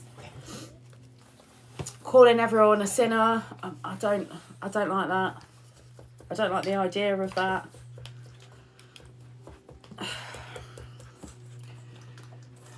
Yeah. And I feel like they've kind of, the real Jesus wouldn't be, you know, roaming the streets shouting at everyone, calling everyone a sinner. He hung around with homeless people, prostitutes, thieves, you know, murderers, you know, lepers. He would go and help people. So, yeah. Bible, yes. The way some religions twist it and start shouting at people that they're sinners, no. I don't like that. I don't like it. Is there a God? Yes. Is he a man in a cloud that hates us all? No, he's not. Like, no, that's not God. Oh, I can't. Once people start going on saying that we can't use crystals naturally grow in the earth.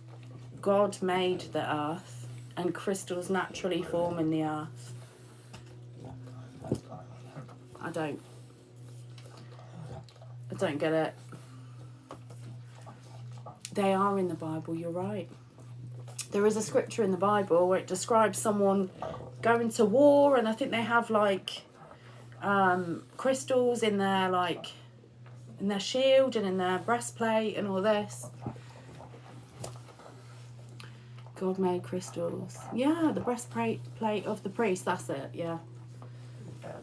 Yeah, no, it all gets a bit like muddy waters, doesn't it, when you go religion-y. When you go religion-y, it just gets a bit weird. Yeah, no, I'm not going to argue. If someone wants to shout sinner at me and do all of that, then I'm just not going to have a conversation with them. I'm just not going to do it.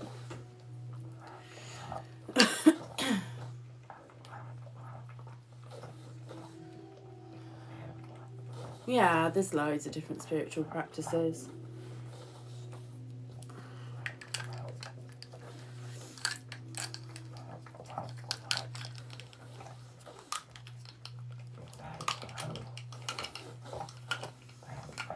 It's all relative to each of us, isn't it?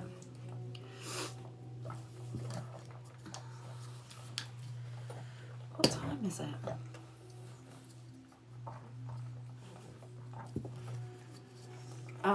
Yeah, I'm sorry, Moses, what was he doing? Like, okay. Jesus, magician. He was a magician, he was a healer, like what? Hello.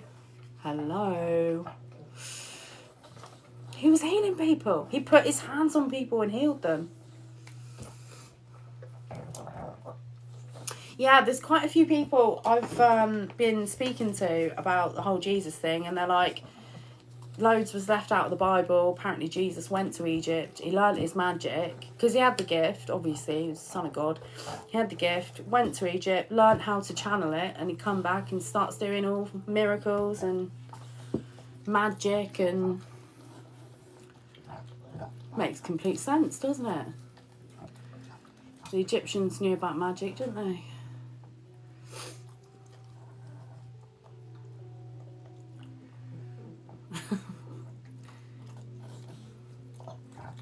I don't know if I can believe Jesus is a Mason. That's a bit mad. I don't know if I can go that far.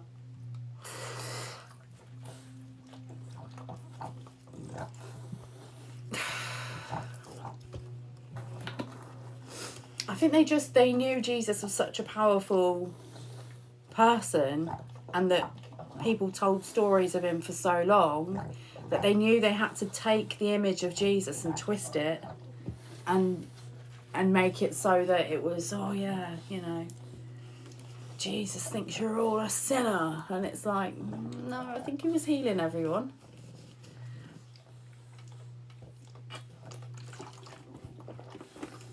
He knew alchemy as well. Jesus knew alchemy. He was an alchemist.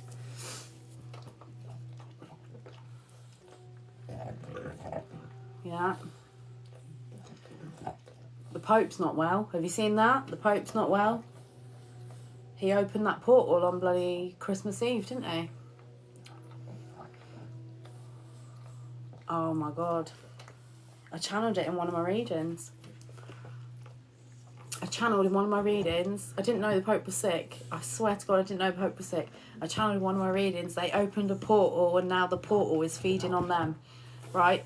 That was a channeled message. That did not come from my brain or my understanding. That came from spirit, right? That was channeled from spirit. Okay? I was like, what the fuck have I just said? Like, and then I looked at it and he was sick, and I was like, oh my God. He did.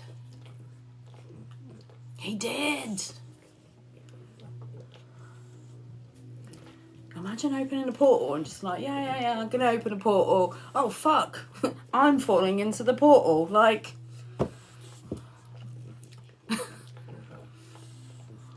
not good, is it? Imagine opening a portal. I'm gonna open a portal. It's gonna make loads of people sick, and then you're like, oh shit, I'm sick. Like, I don't want anyone to be sick, but also he opened a portal on TV and now he's sick.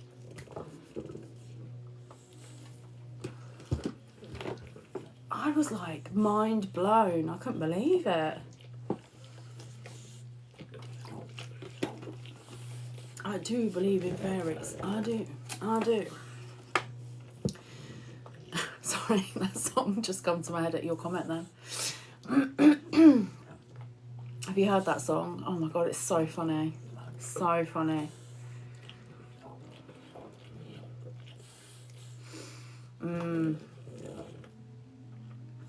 Nutter. If anyone ever said to me, Layla, right, what are you going to do? What are you going to do, Layla? You're going to open a portal, okay? It's going to hurt people. I'd be like, excuse me? Excuse me, bitch? No, I'm not doing that. Absolutely not. Not intentionally. Fucking hell. I'd understand if maybe he made a mistake. We could maybe all forgive him, but it seemed very intentional, didn't it?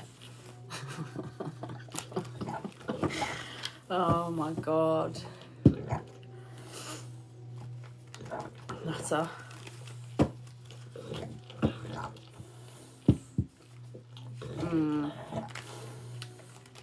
Oh god. I know. Bloody hell. I don't know if it's true. I seen a video on here the other day, you know, sometimes you see things. Someone said that the Pope apparently has been saying that he's seeing demons and shit. And that they've had to sedate him because when he comes around from sedation, he's like, there's demons. Or some shit like that. I don't know. It all just gets a bit weird, doesn't it?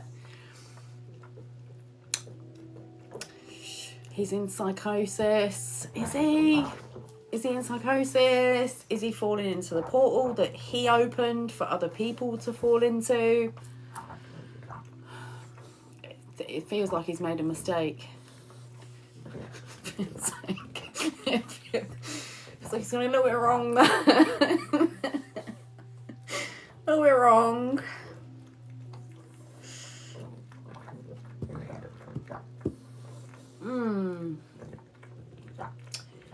Necromancy. Technically, this is the thing though, that technically what I do is necromancy, because obviously people's ancestors come in, and technically some people would say tarot and channeling is necromancy, because it's you know, ancestral energy is there, which is death energy. There is death. Some darker energy is involved with this. It doesn't. Not all darker energy is. Not dark doesn't always mean bad. But yeah, so yeah. You know. But I don't know what he's doing. I don't think he's just pulling intuitive tarot. I don't think. I think he might be doing a little bit more than that. It's the intent. I feel like there's a lot of intent and a lot of ritual and a lot of intentional things being done.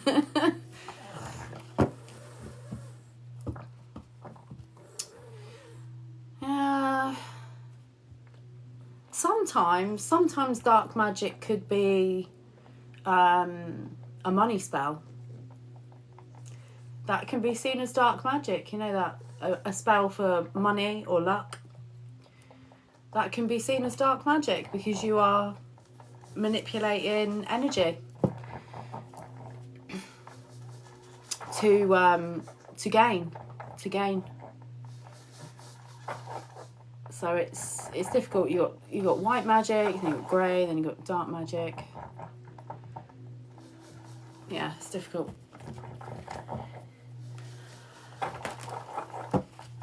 Frank, stop chewing your foot.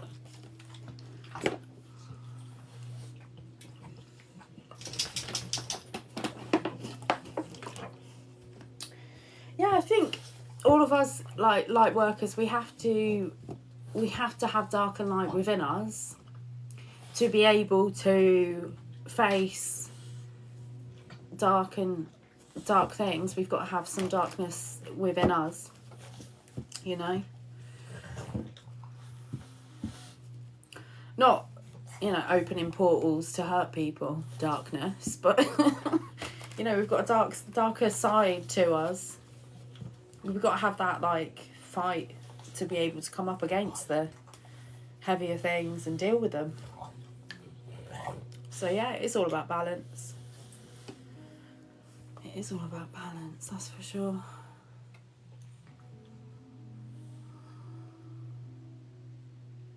But yeah, you won't catch me doing that, whatever the fuck he's just done. Fucking hell.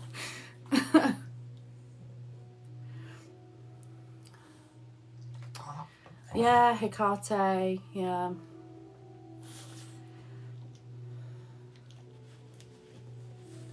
I've seen things around me and sometimes I'm like, that's Hecate, but I've never intentionally called her or summoned her, or you know, nothing like that. But yeah, I've had spooky things around me, and I'm like, yeah, she's definitely, she makes herself known. She's reached out to a lot of people in the last few years as well. A lot of people. But I think she's she's a massive, a very important deity in the underworld, isn't she?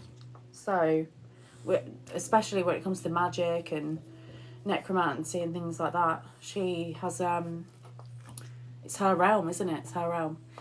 So yeah, I've never directly summoned her or reached out to her, but I definitely noticed synchronicities and signs that she's been around.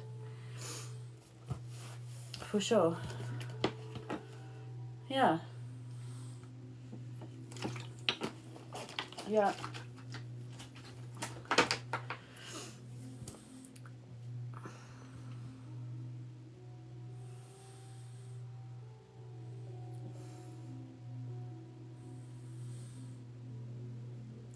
Just as I said that, there was a shadow in the kitchen then.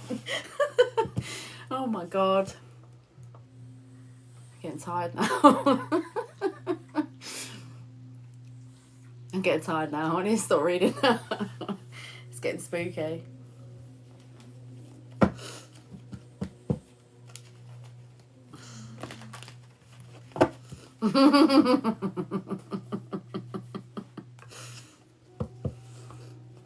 All right, darling. Good night. What time is it? It's midnight.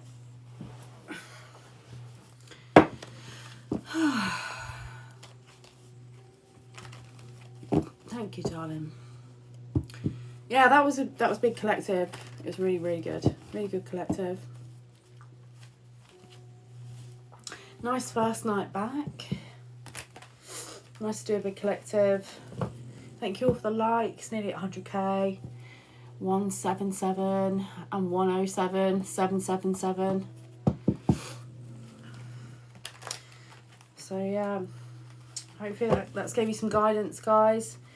I'm going to call it a night. I will come on and do personal readings tomorrow evening. If you do want a private reading, my books are open, my DMs are open. Alright, I'll do a shorter collective tomorrow, and then I'll do personal readings tomorrow night. Alright, I love you all so very much. I'll see you tomorrow evening, UK time, 7 p.m. If you're not following me already, make sure you hit the follow button. And I'll see you tomorrow at 7 p.m. for a night of reading. In the meantime, stay praying, stay meditating, stay sober, stay clean, stay with your babies, your fur babies, your families, or chilling like a villain on your own in your cave. I love you all so very much. I'll see you tomorrow night.